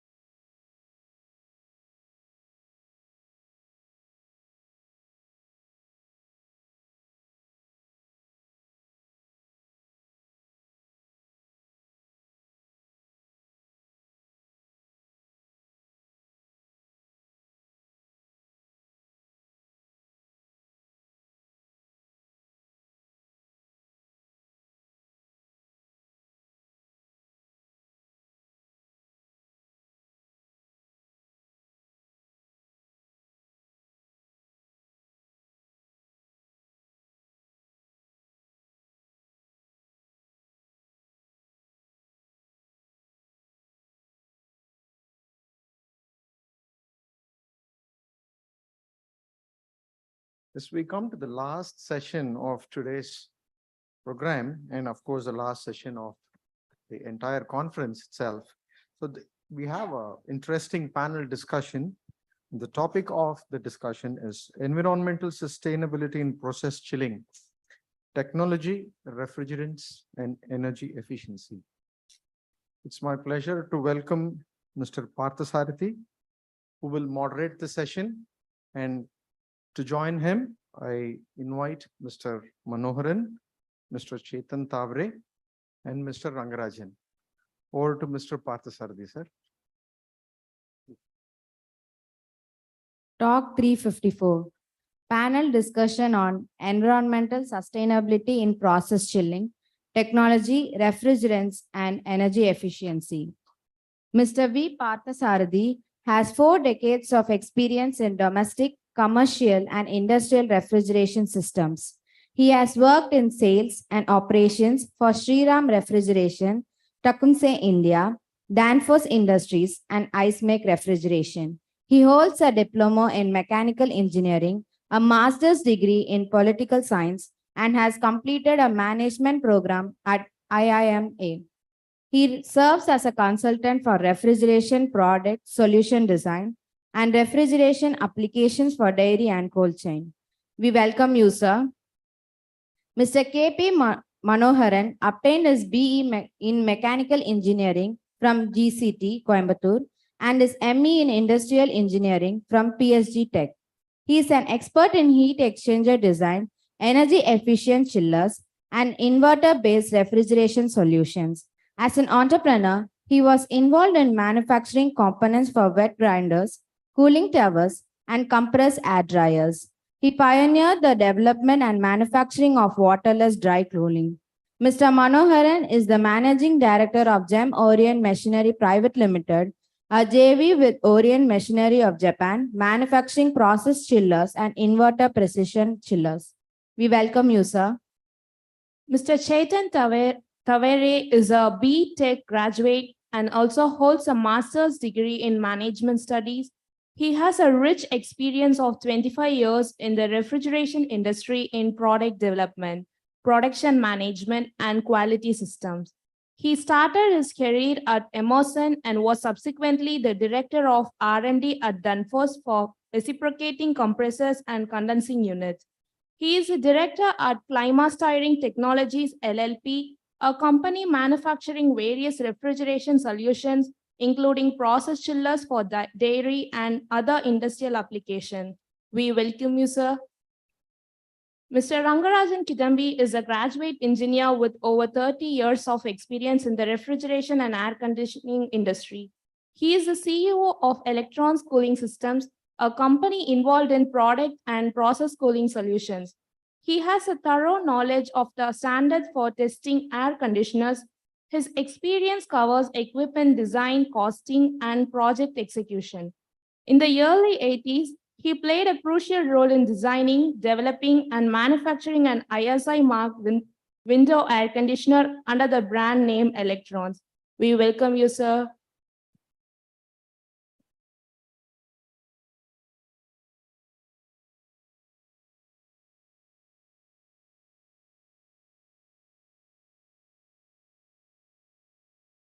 Hello. Yeah.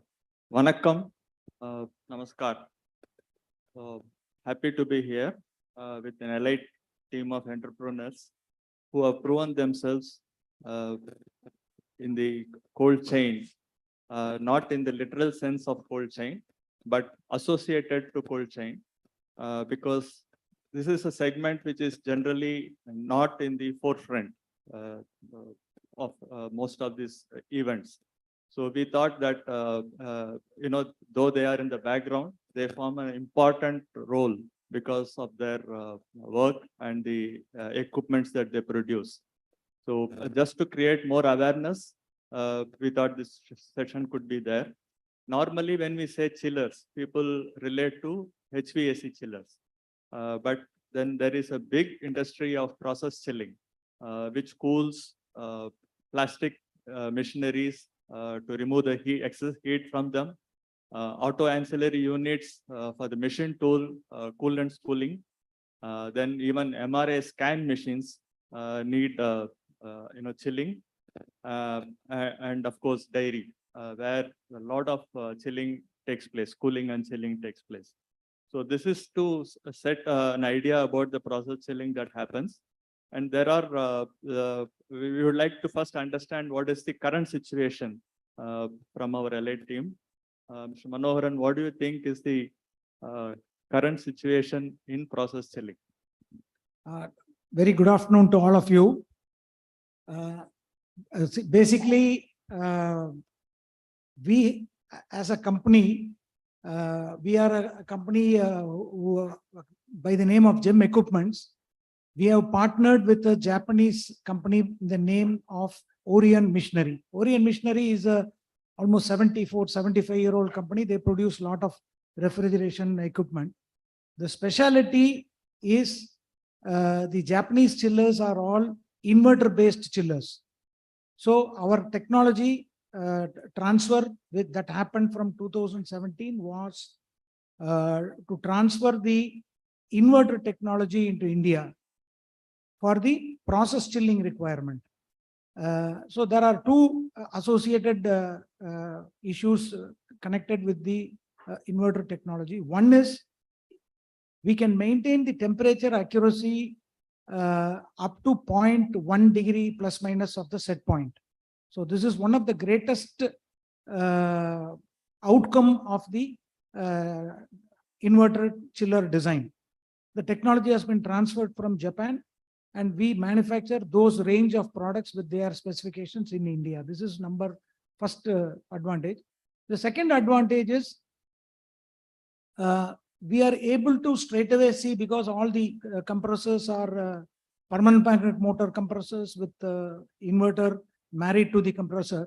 So we are able to get almost at full load, almost 20% energy saving we are able to get. So that has proved a very good sustainability point for the customer, who are now, most of the customers are thinking or opting for going for these kind of systems. And one of the major advantage what we have seen is, for whatever the chiller is being used to cool the process, machine, whatever it is done, since you are able to cool the process at very precise temperature, the output what you get out of the machine is also highly precise. The variability is less. So the quality of product what you get is better. So this is what we do actually. So how do the customers perceive chilling when they work with? What I see from customers' perception is, first thing is they look for the energy saving potential of the for the system. So whatever is the existing system, we have currently from 2020 we have supplied almost 400 to 450 machines, and in every case we are very clearly able to indicate to customer that even if they stop using the old equipment, buy a new equipment, they are able to get a payback within less than 2 years. This is what we have observed in every case of all the machines what we have supplied. So currently, I just during one of the plastic exhibitions, we were telling that we have supplied around 400 plus machines. Each unit average saves around 4 units of power. So really 2 megawatt of power we have saved every day. So last 2 years, if you consider, about more than 1,000 plus 1,000, 2,000 megawatt of power we have saved. That is what I can say as the next step towards sustainability. Good afternoon, everyone. I am Chetan Taure from Climastering Technologies, which is present in Maharashtra. So the question from Partha was the current situation about the process chiller market and customers. One very important fact is that it's growing very fast. Compared to previous years, right now the number of chiller requirement is going up. And then there are a lot of things related to the process chiller. New refrigerants, because old refrigerants are going out. Customers, they are still not aware which refrigerant to come. So it's our responsibility to take the new refrigerants to the customer. Energy scarcity is always there. And as the demand is increasing, we always have a shortage of energy. So lot of efforts needs to be taken on energy efficiency. Basically, this sector is very scattered sector. We have OEMs and we have directly end users somewhere in corner of village who is doing a processing. Like take an example of soda making. It's a very small business spread, so small segment spread all across India. So from that consumer to the OEMs, we need to make people aware about energy usage. And there is a huge task ahead. So a lot of things can be done, which will cover a lot of points during the discussion. So Ranga, you have been in this industry now for 40 years now, 30 years, 30 plus years. So what do you see the situation is and where you are in your industry? Okay, so just want to start this with saying the topic was environmental sustainability now with respect to process chillers. This is what we have now. So we saw a lot of speakers talking about the need for sustainability and environmental responsibility and all that. So simply put, for all of us, producers and users, it's basically to do with responsibility to do what is necessary today to ensure that we don't have adverse effects for future. This simply put, this is what we are looking at in terms of sustainability and responsibility towards the environment. So as far as current situation chillers, especially process chillers, as Chetan rightly pointed out, the customer base is very wide. We have very small customers to very large customers. At one end of the spectrum, we have people who don't know what they need. And the other end, we have very experienced people, technically knowledgeable, who can choose what they want by asking us for what they actually want for their processes. And off late now, with a lot of MNCs and a lot of companies from abroad coming into our country, what I can see is that the demand for the latest technology, the use of the latest refrigerants to offset GWP and ODP requirements has become very important. So I think the future is moving towards refrigerants that are low on GWP. And this is something which we can't reverse, and we need to cope with and start working on it. I think as Ranga was telling, to set the understanding right, sustainability has got 2-3 dimensions to it. One is the energy that goes into processing the cooling.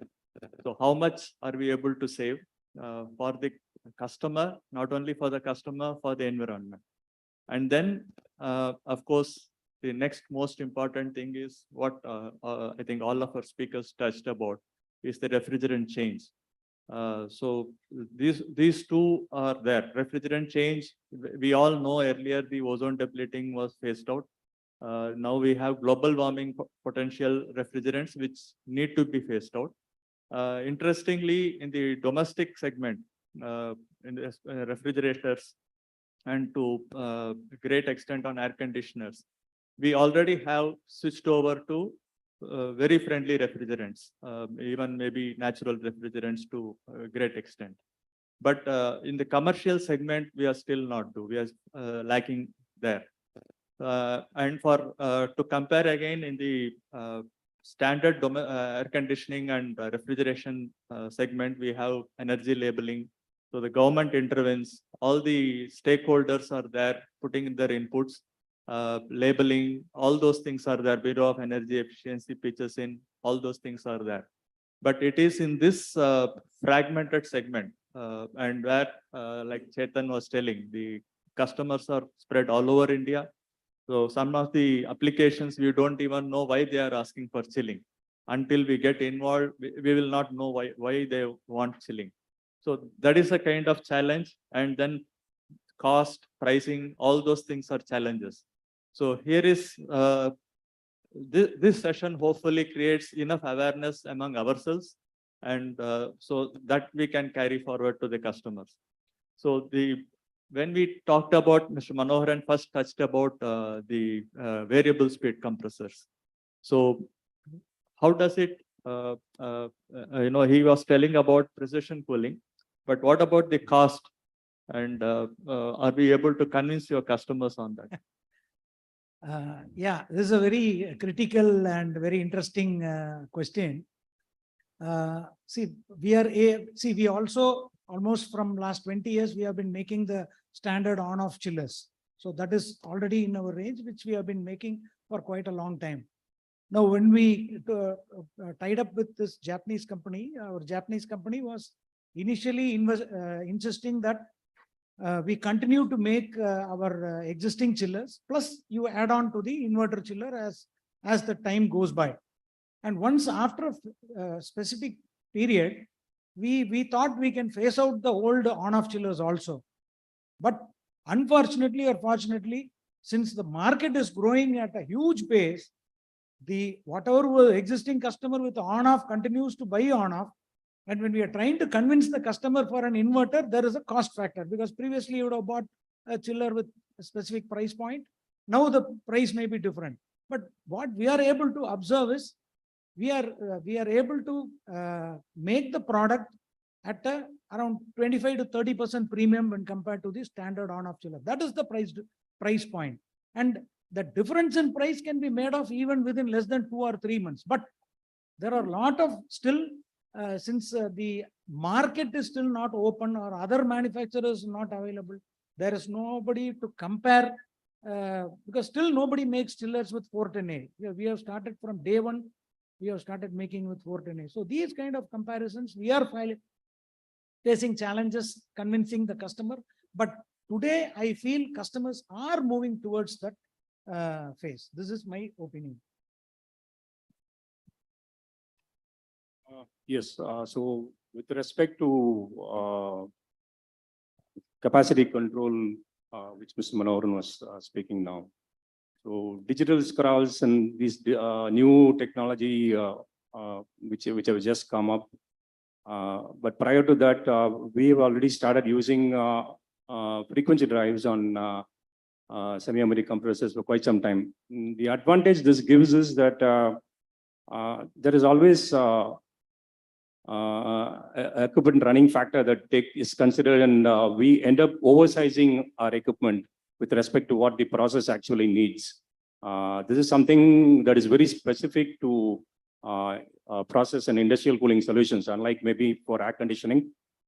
Here it is very critical because the peak demand will also happen at the peak ambience, and that's when your chiller needs to deliver.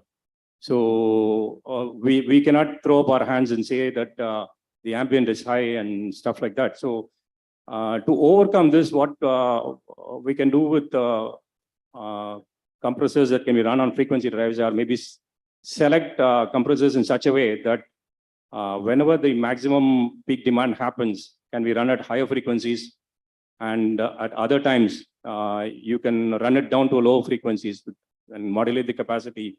There are better energy savings happening when this sort of thing is done.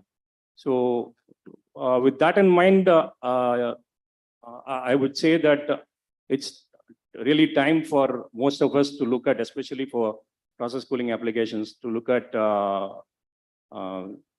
capacity control in a dynamic way to save energy, which has become very important because energy is one of those huge things for refrigeration. Refrigeration equipment are energy guzzlers, to say, and we would like to actually see that that is being addressed in a proper way and needs to be done for sustainability. Yeah, you both touched on compressors. Chetan, would you like to add something on controls? So I'll cover up all the points. Okay. Basically, when we talk about variable speed technology, there are two costs which are involved with the chiller. One is the initial investment, and second is the running cost.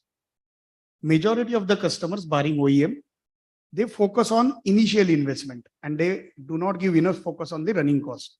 And that's where you are going to have the cost for 10 years, 15 years until the chiller is running.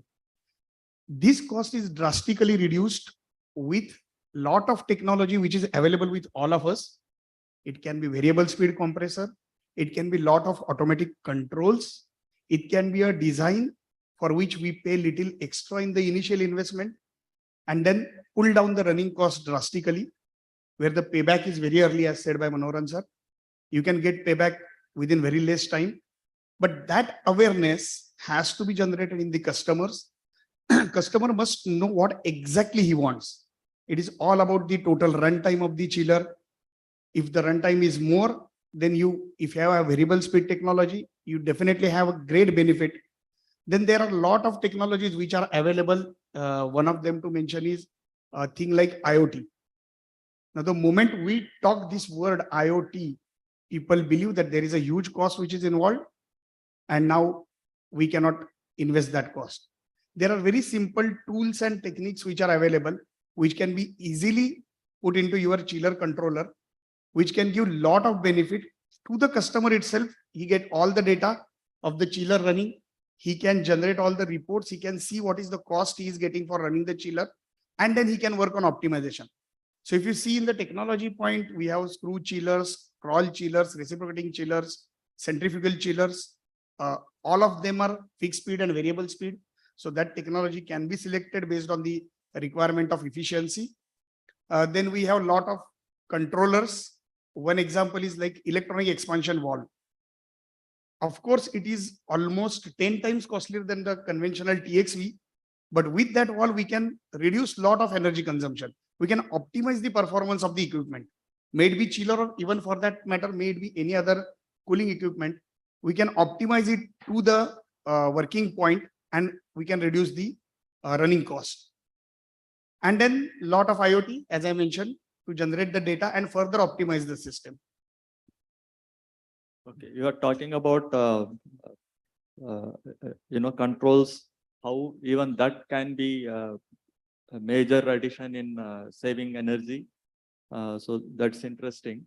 But I think I would say the total chillers being manufactured in India will be around 15 to 17,000. Yeah, approximately that is the number of chillers from the range of around 2 tons to even 100 tons or 80 tons, something like that. So it's a wide range and very fragmented applications. And how many manufacturers you think are there in India who make chillers? The organized sector may be about 10 or 12. In the unorganized sector, maybe 10 to the power of 10, maybe. I don't know. Maybe not, because so many small manufacturers are available. So very difficult market to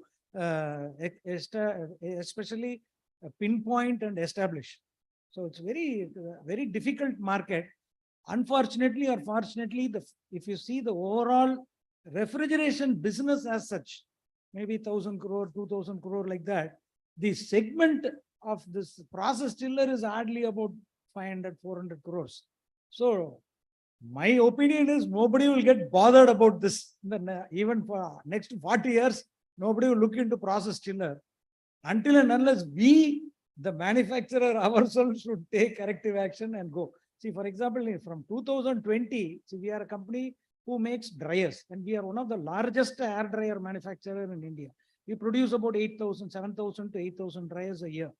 So in the dryers from 2000, when we came to the 2K, that is the problem, there was a 2K problem. No? That time we launched one series of dryer where that day we stopped R12 and R22. So we stopped using R12 and R22 altogether from 2020 itself, 2000 itself. Not that somebody is going to come and tell you, government is going to tell. That time they were telling 21 is the days of 22, but again it is getting extended because that process is going on, and especially for process chiller, which is custom built, specific chillers made for specific applications. I don't think any government or anything can bring in the restriction until and unless we manufacturers ourselves take control of the situation and try to give what is required or good for the environment. This is my opinion, because that is what Japanese has taught us. So I am telling that to you. And even their process running temperature also, they are forcing us to run the process at higher temperatures. See, normally the range is from 7 to 12, but for process we need to operate anything above 10 degree. So in fact, the Japanese concept itself is in summer they run at different temperature, winter they run at different temperature to save energy. So even their processes, they run above the wet bulb temperature. So capability is built into the system. That is what should be the approach for process chiller. Yeah, interestingly, you touched upon the next step that we were about to discuss on the refrigerants. So happy to know that you are a true leader for all of us. And as you rightly said, we don't have, and as you rightly said, we don't have a strict enforcement. It's impossible, next to impossible, because of the fragmented nature of this business. But we have a responsibility to the society. So on the refrigerants front, Ranga, what do you think? What's your views on?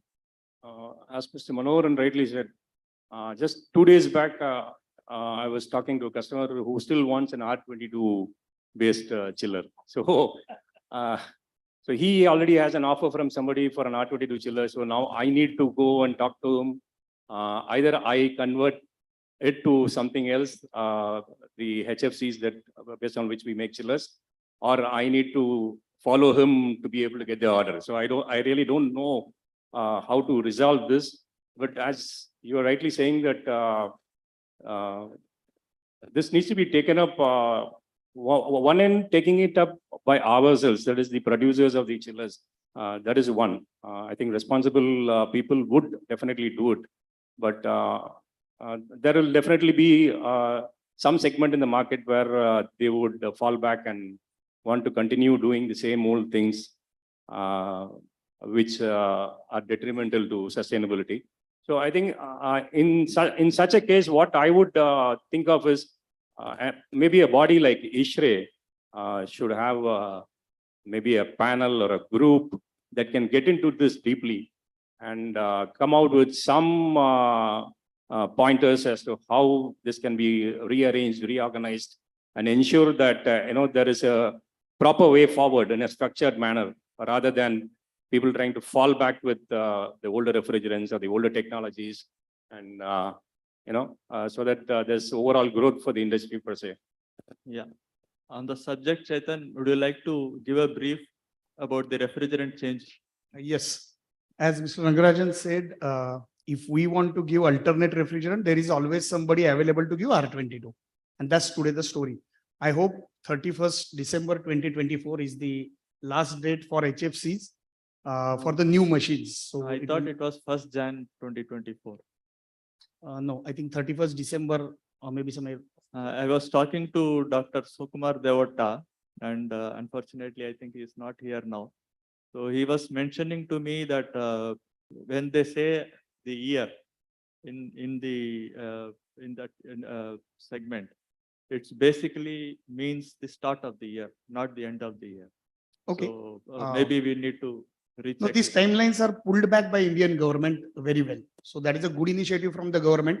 Earlier it was 2026, now it has become 2024. Yeah. Doesn't matter 1st January or 31st December, 2024, it is going to get phased out. Now, this will definitely impact process chilling because what we have seen in European countries, when refrigerant is banned, for an example, R404, when it was banned, the price, it was banned first for new equipments, and then over a period it was removed from the old equipments. The price of the refrigerant increased exponentially. So for example, if the refrigerant was available at 100 rupees per kg, it became 4,000 per kg. So that's also going to happen in India. So it is going to force you to move away from HFCs. But then, are there alternates available? It's a big chart. I can give you a big chart of alternates available. But if you see, take an example of R22, it ruled the process chilling industry for almost 30-35 years.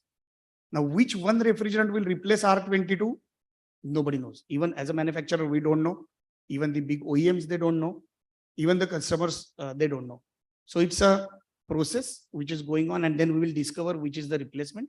But there are a lot of refrigerants available, as we are already manufacturing with R1234YF, 1234ZE, then R513A, 448, 449. These are already refrigerants available in India, and we have already done installations with these refrigerants. There is one more issue with certain refrigerants, as you mentioned about domestic refrigeration. The refrigerants which are used in domestic refrigeration are flammable. In process chiller industry, there is a restriction on the total charge of refrigerant, due to which it looks that little bit difficult to go to A3, which is flammable refrigerants. I think the industry, if you see, from what I understand, they have two sets of refrigerants coming in. I mean, positioned already. One is with about half the level of GWP of R22 as probably an immediate replacement. But that has no flammability. But still it has got a good amount of GWP. Though lesser than R22, it still has a higher amount of GWP. The next batch of refrigerants has much lesser GWP, but has an element of flammability in them, not to the extent of pure natural refrigerant like pentane or butane, but it's probably a blend. So there is an element of flammability in that. So there are two options available to choose from for us as we understand that. And I would say that the major step of, as you pointed out, the cutoff date after which the refrigerants will start becoming, production will become, toned down. So that is the time I think the new refrigerants will pick up. So that will help in the sustainability. And one thought just came up to me: when a new phone is launched, it is damn expensive. Same way with some of the new refrigerants when they are launched. But when the phone becomes old, you don't get any premium money on that. But for the refrigerant, you still make a lot of money. So that is interesting point. But I think sustainability is actually within our reach right now, because we have people who are proven with variable speed. There are challenges in making the customers understand, consumers understand about what kind of initial investment they need to make, how can the payback happen. In fact, I happened to see a payback chart Mr. Manoharan had prepared and shared with us. It's very interesting and simple, well laid out, easy for us to understand. So something like that, I think probably we in ISHRE should start circulating it to these kind of people. And with the change in refrigerant coming, it becomes easy, because the smallest players will find it difficult initially.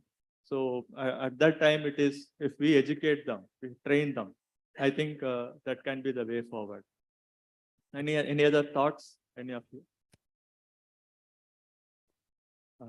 Any questions? If you have, we would like to take it.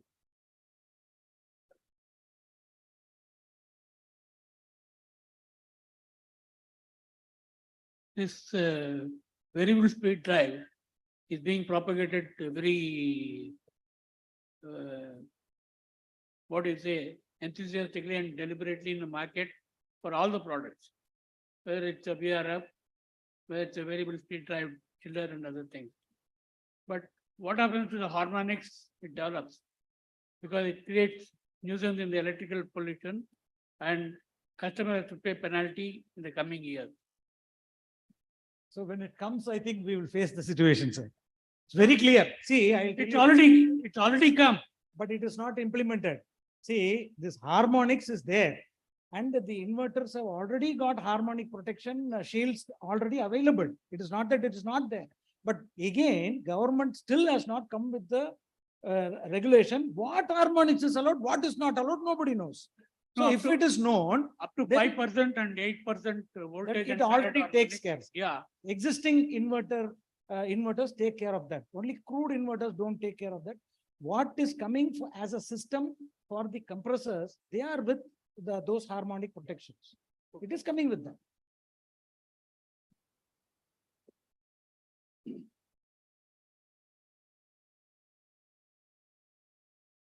Any other questions or?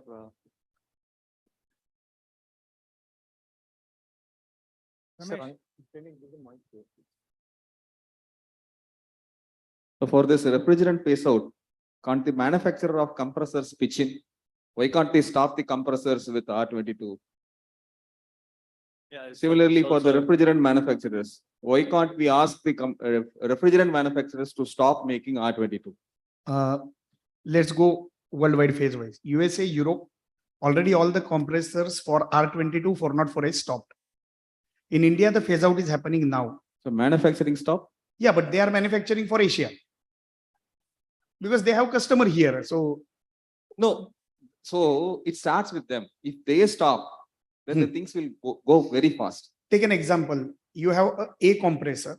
The same compressor works with multiple refrigerants. So there is no refrigerant inside compressor. So the manufacturer says, this is my compressor, works with these 10 refrigerants. You choose the refrigerant. No, but at least for R22, they have different oil, like mineral oil works with R22, polyol oil works with other refrigerants. So they can stop making compressors with our mineral oil. Nobody wants to lose the customer. Yeah.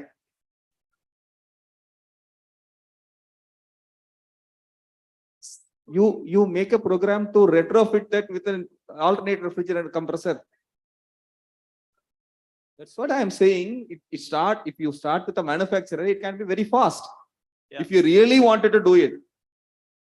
Yeah, we cannot say that we as a country will clean ourselves and we will make this ditch to somebody else. No, that's happening. That's happening. It will not stop, but it will reduce over a period. For example, 2030 is the timeline for R22 complete phase out in India. So after that, even if you want, you will not get R22 compressor. So it's happening. In Europe, we have seen it has happened. You will not get compressor, you will not get refrigerant. No, with this latest advancing of the cutoff date, I think I'm 100% sure that this will happen very fast because the refrigerants are ready now. Alternate refrigerants are ready, compressors are ready, controls are ready.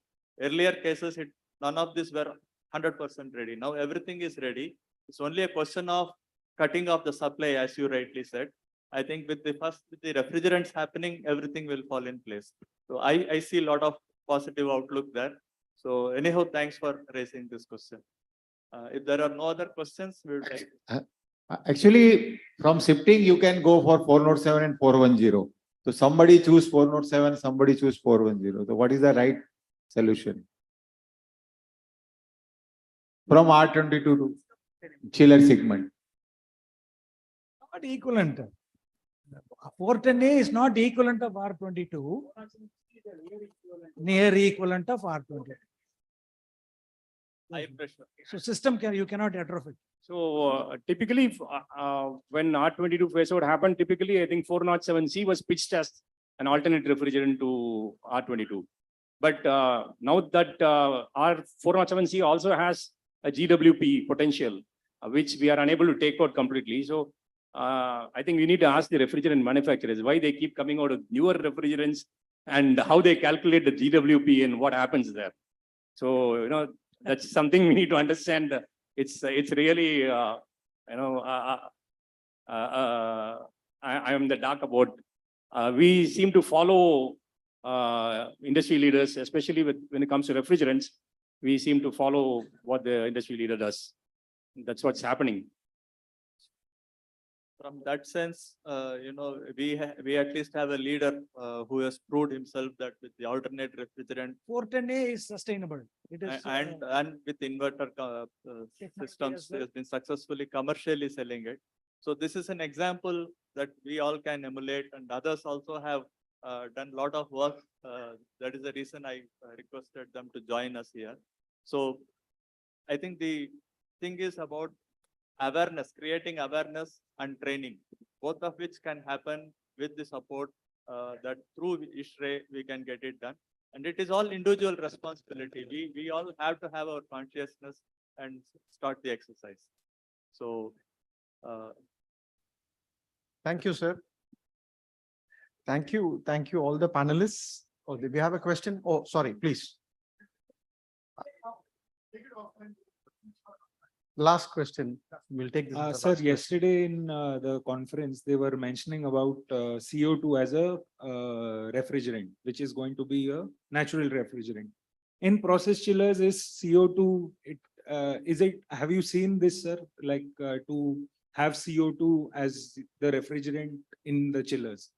I've seen.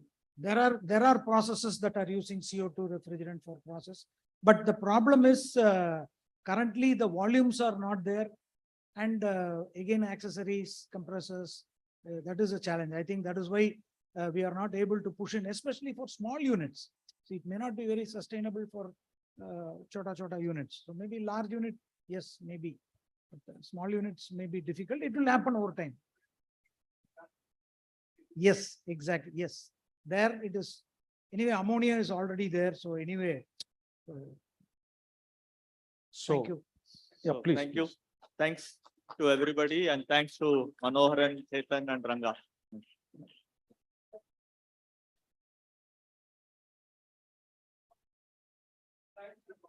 Can someone pass the mic, please? Just a closing comment. Everybody's talking about deadlines and all. Believe me, all our end users are taking up the challenges of like Unilever taking challenge of 2030 for half carbon emissions and 2039 for 100%. So that pressure is going to really drive this again much before our 2070, because believe me, the calculations, carbon inventorization, carbon accounting is becoming very important and big business. In fact, if we as an industry look at this and create some of the processes which can create the credits, you will get benefited also. So again, I think we have next president here. So expectations from ISHRE, we need to put in shoes of thought leaders now. I think there are a lot of expectations, like he rightly pointed out. We need to drive these things. And more than that, businesses are asking you to compile that. So you have to do it. Valid points. So thank you, ladies and gentlemen. That brings us to the end of this panel discussion. Thank you all the panelists for a wonderful sharing of your thoughts and for taking all the questions from the delegates. May I now request Senior Sridhar sir to please come over to hand over a memento to Mr. Parthasarathi. Mr. Sridhar is one of our senior presidents of our chapter.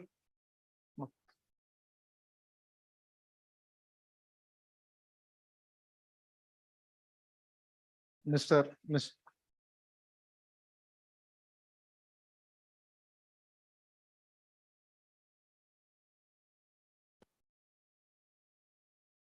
D. Balaji, Senior President of ISHRE Chennai chapter, to hand over a memento to Mr. Manoharan, please, sir.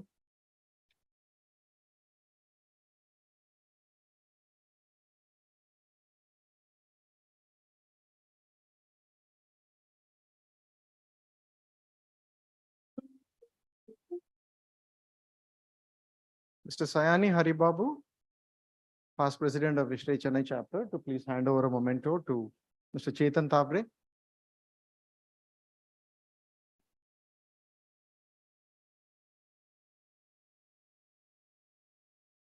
and Mr. Sridhar, convener of Refcold, to hand over a memento to Mr. Rangarajan.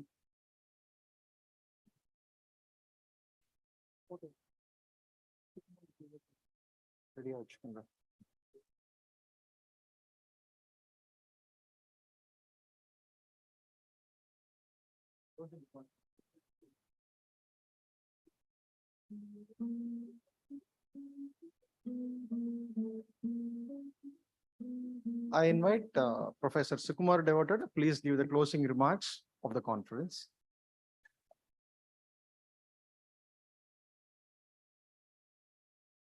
I know we are.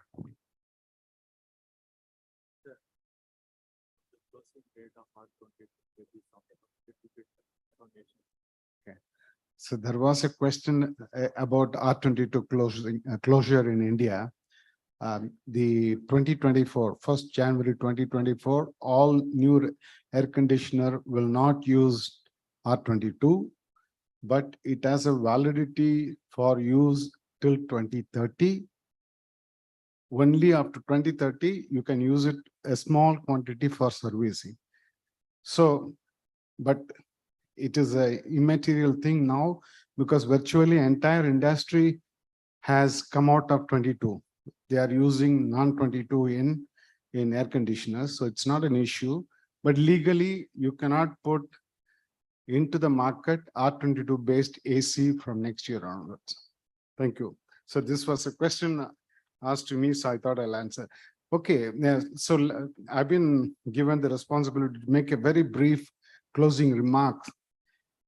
First of all, I'd like to thank Ishre for giving me this responsibility of chairing this seminar committee. And it was with a lot of anxiety we started because it was a big responsibility to collect some of the best speakers, not only in India, but also in the world. And fortunately, we were happy to get a lot of international speakers, on some of them on the virtual mode, and all of them cooperated. They all gave their lecture free. Ishre didn't need to pay any fee to any of these international speakers because they're fairly professional persons, but they did this only as a goodwill. The second is we had struggled with the juggling of topics because we get people, then we have to collate them in topics, and we managed it, giving international speakers late in the afternoon and all the Indian speakers in the morning, even if it is on virtual mode, but that worked. And I must say, I must thank all the speakers, particularly international speakers. They came on time. Sometimes they had to wait for 10, 15 minutes because of some technical glitches, but everything went on well. And so even today we would have finished dot on time, but we had to interrupt because of minister's visit. But it was an important aspect of this event, so we had to break it. So I'm sure you all will understand that.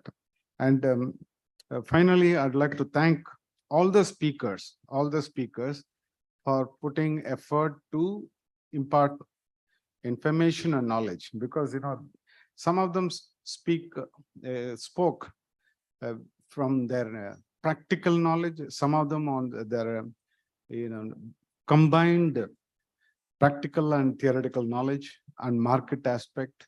So today is a wonderful experience because I felt this was the crux, the final crux of the problem is cold chain and utility. That the three speakers were brilliant. I was very happy about the speakers today. So with these remarks, once again, thank all the speakers, Ishre, for their excellent cooperation and coordination. Thank you very much.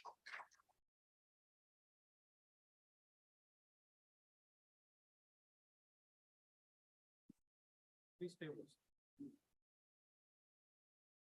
It's my pleasure to honor the session chair, and I request Mr. Raja Sriram, Chairman of Refcold, to please do the honors for Dr. Sukumar Devota.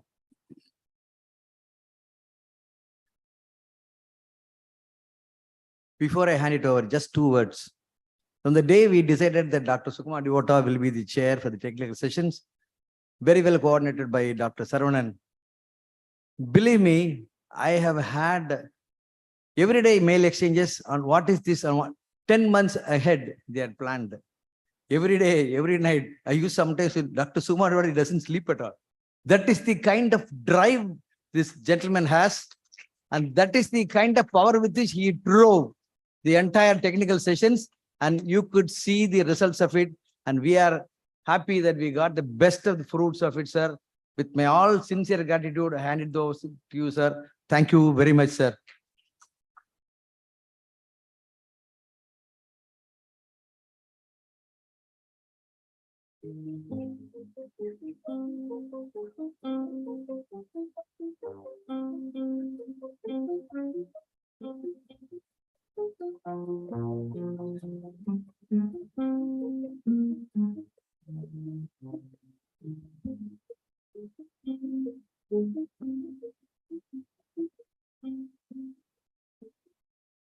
I now invite Dr. Saravanan to say a few words and officially declare the seminar closed.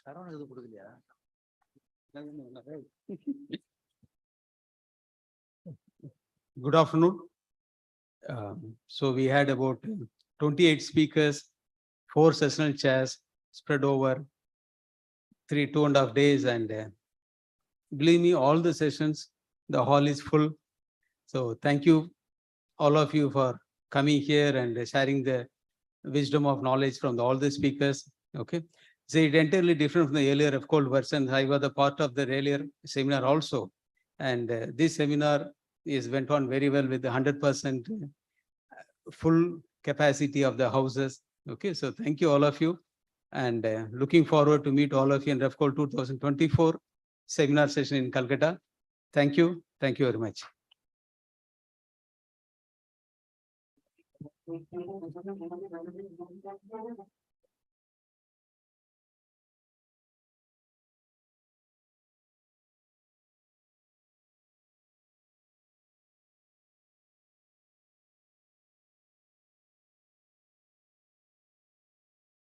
Yeah, as we come to the end of technical seminar and sessions, we have one important activity which is pending, and we want to recognize the pleasant task of recognizing the event organizers and the event producers, co-organizers, Messrs. Informa, who have done an extraordinary work in executing this entire event. May I request President-elect Anup Balani ji to come up on the stage, Chairman Refcold Raja Sriram, and National Secretary Saravanan to be on the stage to give mementos to Informa team.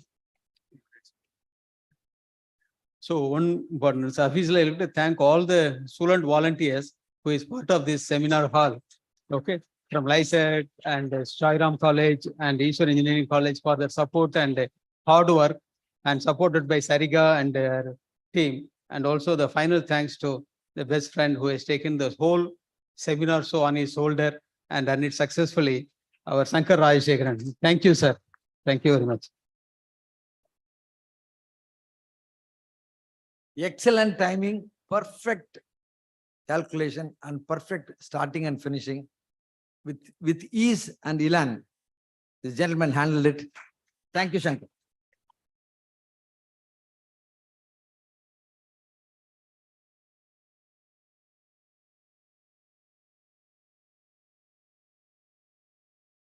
So may I invite Mr. Ritesh Modi, CFO of Informa Markets. You want to say something and then receive the memento about the event, about the hard work put for past possibly 11 to 12 months? Yeah, I think we first of all thank Ishre as such giving us the opportunity for being the part of this event, and we can see what a stupendous event is happened, and we are very thankful for the the speakers and the delegates who have come along and spent their time here. And I think you must have find this event a great memories to be carried out for future. And we are looking forward for the future Refcolds, which is happening in Refcold. And I would like to thank the entire Chennai host committee team. I think without help of each other, it was a team effort which we have done. And you can see the product coming out, and the product is so good in, to view it. So, and I would really thank my team as well, the Informa Markets team. Like, we all work together with his operation, marketing, registrations, the B2B buyer team, everyone, we as the project team, all together, we try to put best of our efforts to give a best product we can. So thank you, everyone, and thank you for believing on us. Thank you so much.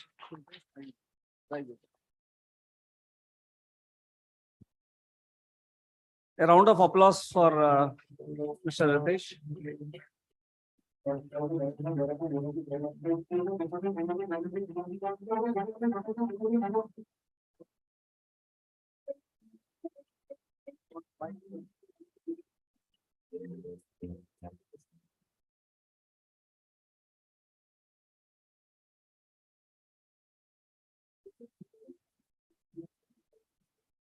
I'll request Ritesh Modi to stay back as we recognize other members of his team.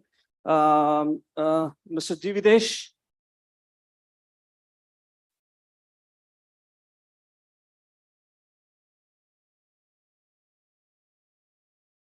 Mr. Abhishek. Mr. Kalai Selvan Nadar.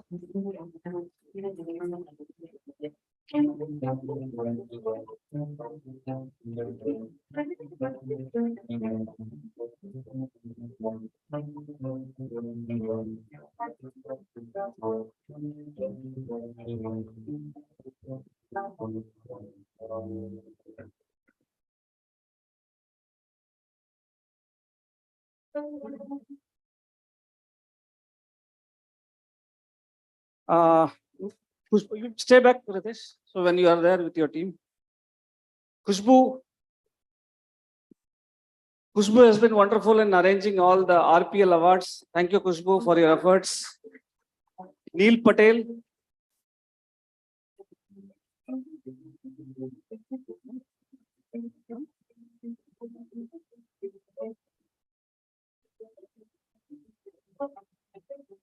Neil Patel and Prathamesh Keskar is not here. Ramanpreet. Faratullah. Lastly, the key man.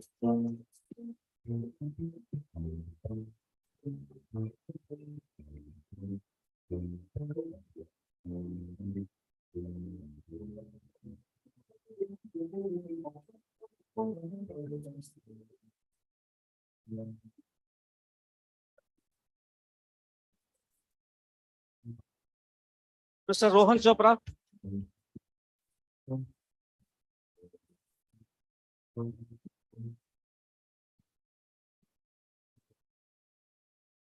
And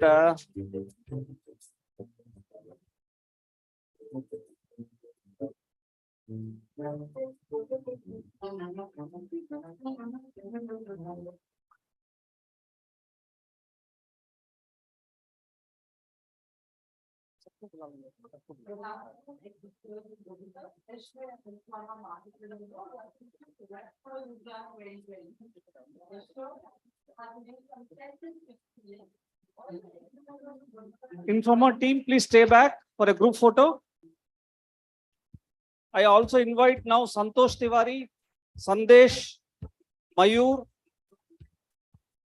Satish Bashwa, Amit Srivastava, Ritesh, Purohit, Victor, and all the Informa team for a group photo. Please come on the stage for a group photo, please.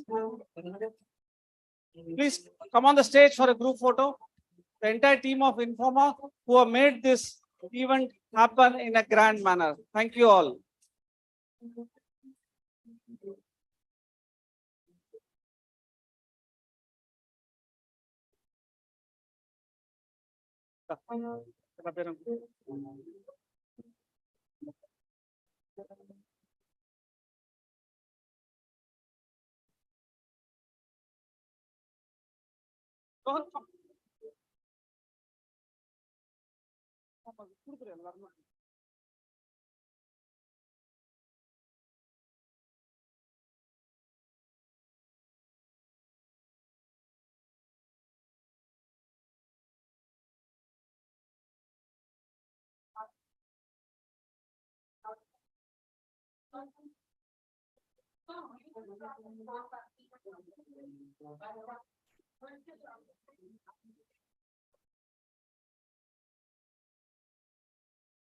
Thank you, thank you. And the next.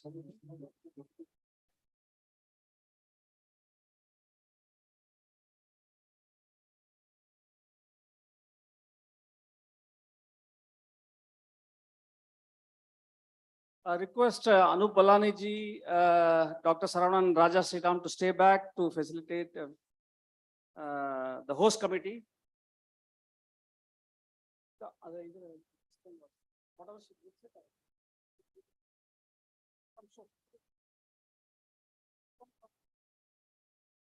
Dr. Sukumar Devata.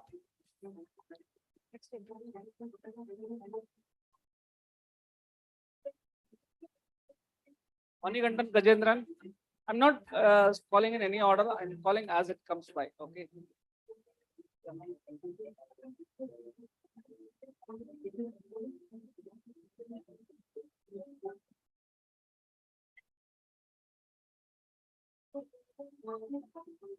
Kanakaraj.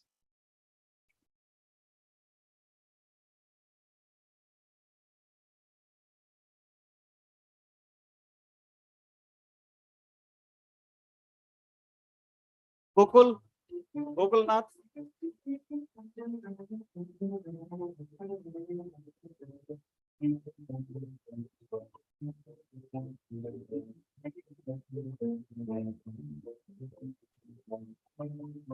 Mr. Parth Sardi, please come through this side.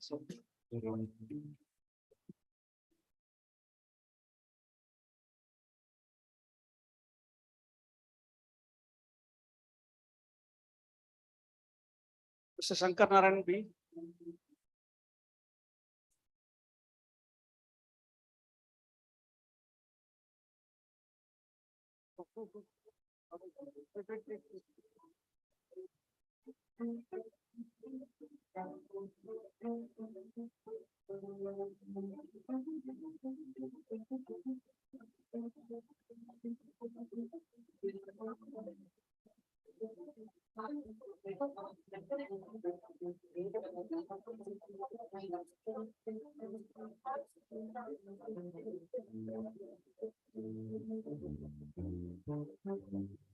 Mr. James Deepak.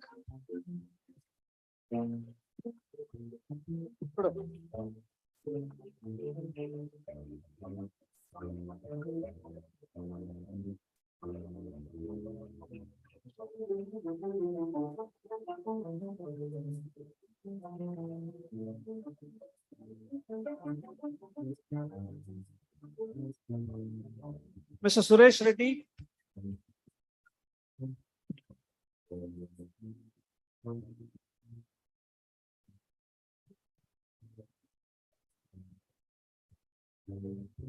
Ajit Pandale.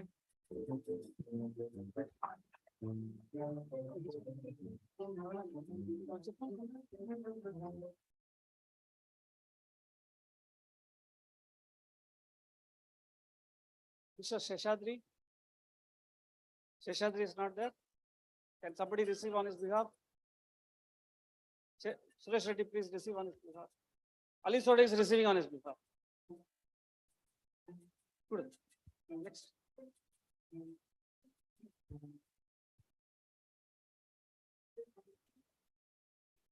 Harigara Sudan.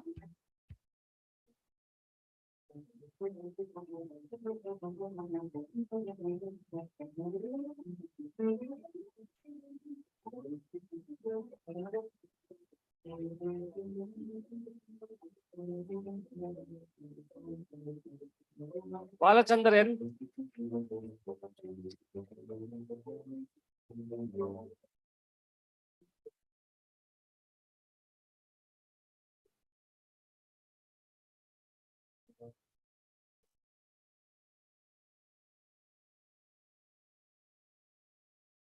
Balaji Dandapani.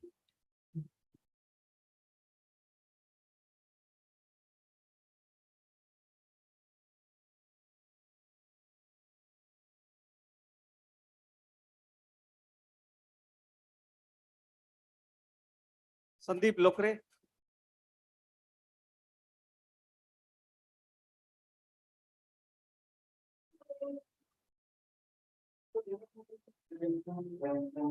Mr. Manivendan.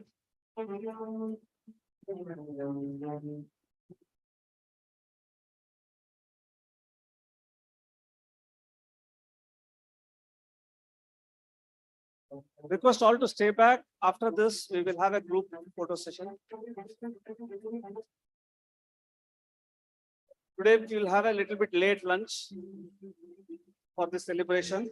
Vijay Bhaskaran Subaya.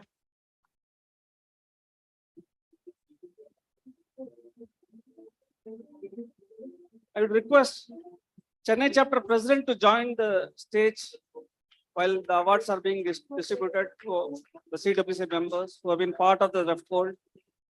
Nagarajan Ponnuswamy.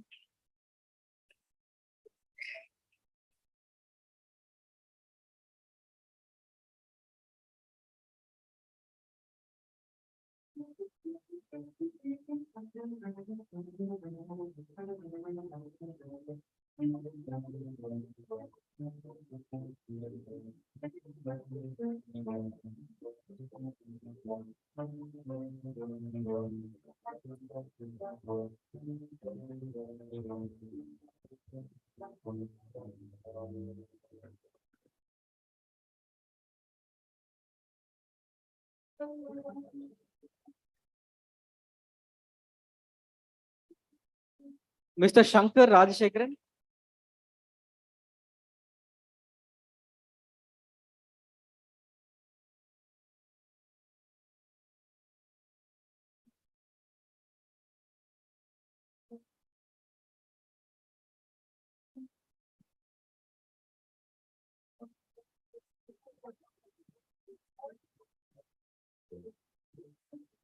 Mr. Sayani Haribabu.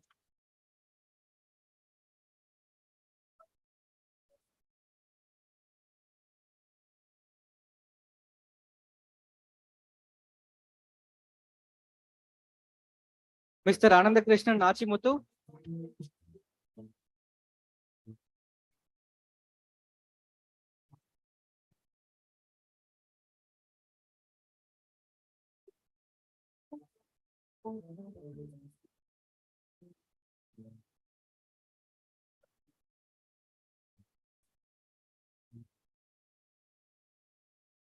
Ms. Jayanti Nagarajan.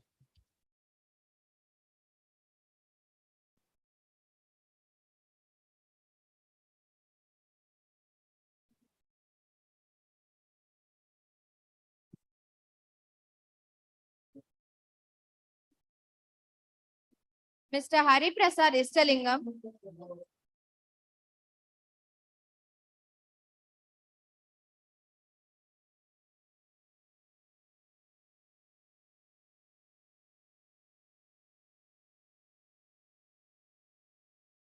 Mr. Sriram S.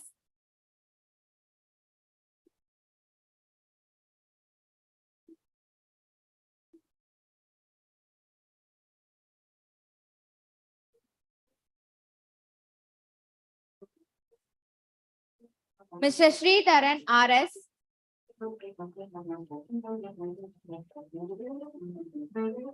Mr. Ananda Narayanan Gopal.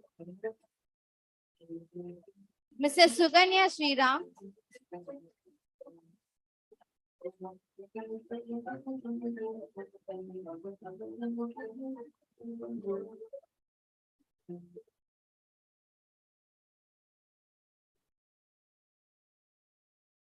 Mrs.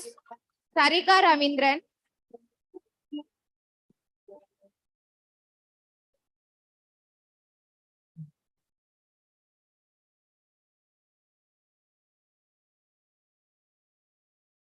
Mr. Mano Krishnamurthy.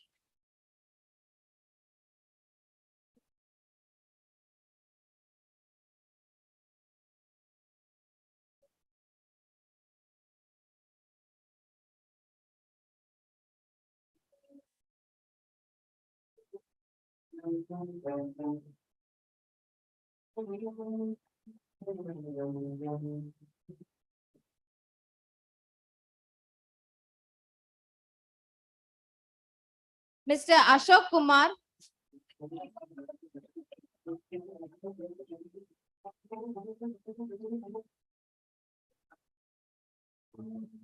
Mr. Ali Sodai.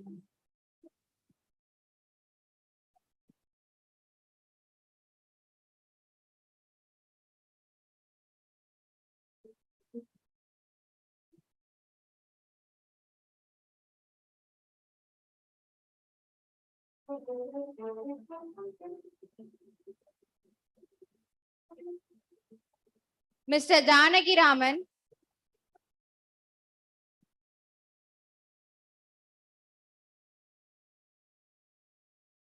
Mr. Sankara Narayanan.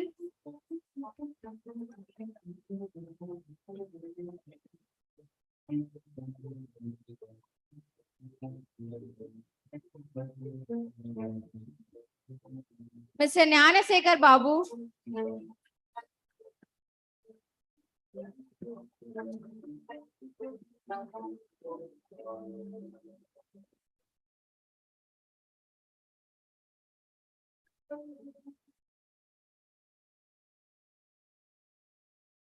Mr. Elamurugan.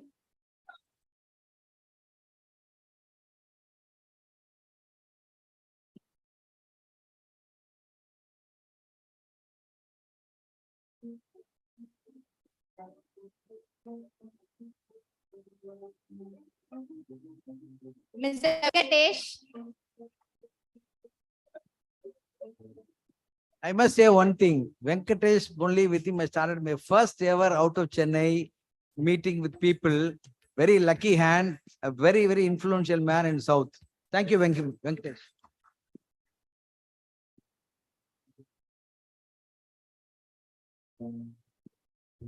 Mr. Balamurugan.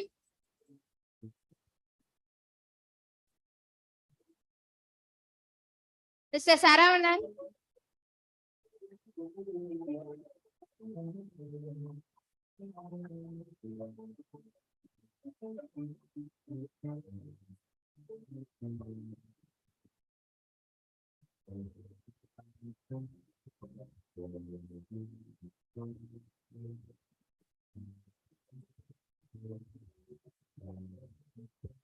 Mr. Arangarajan.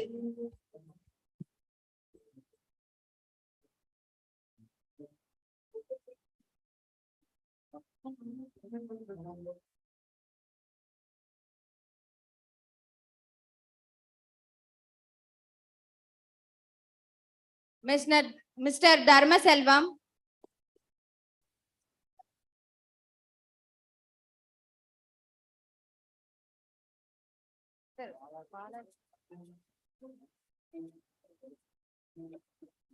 Mr. Balaji Dandapani.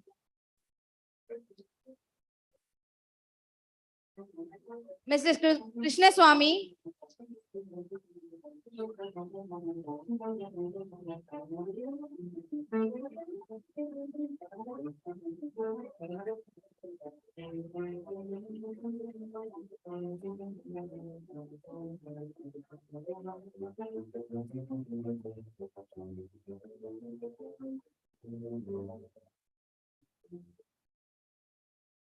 Mr. Muthupani Pandian.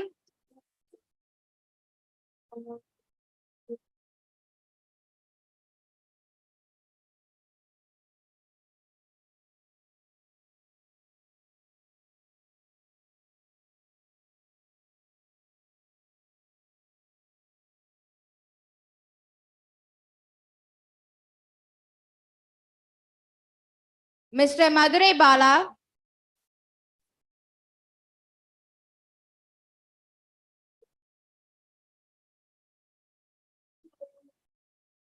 Mr. Shankaran.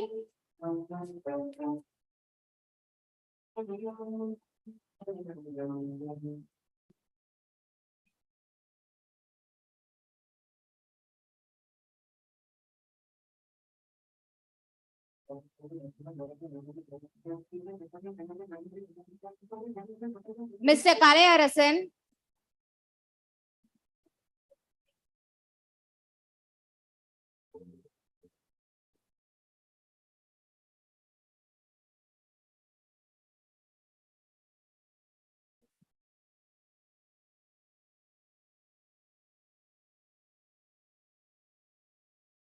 Mr. Hari P.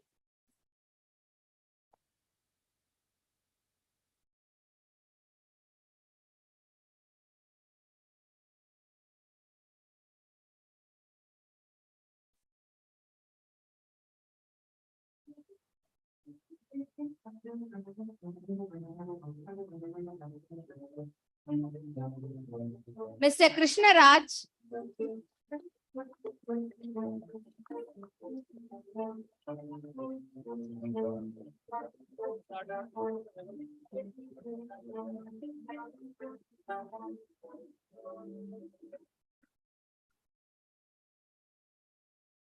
Mr. Rego Bhatt.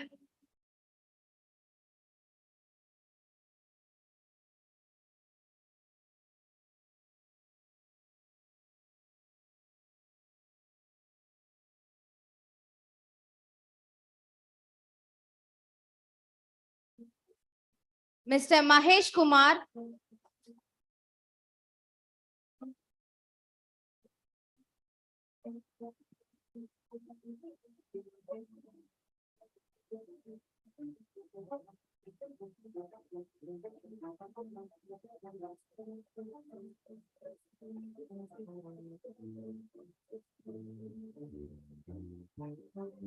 Mr. Anup Balani.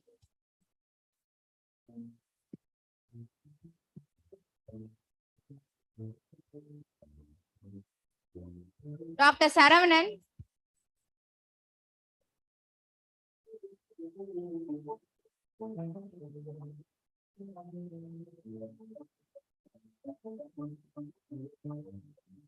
Mr. Praveen Sridhar.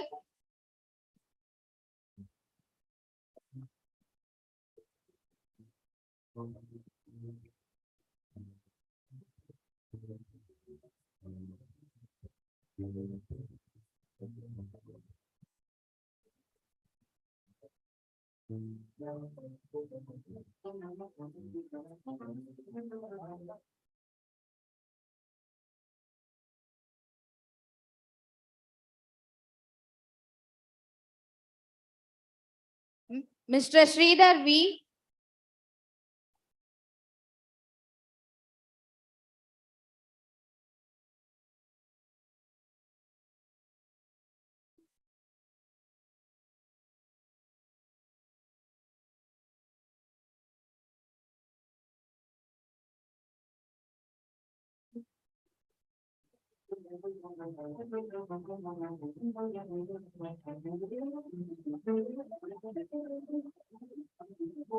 Mr. Radha M. Sriram.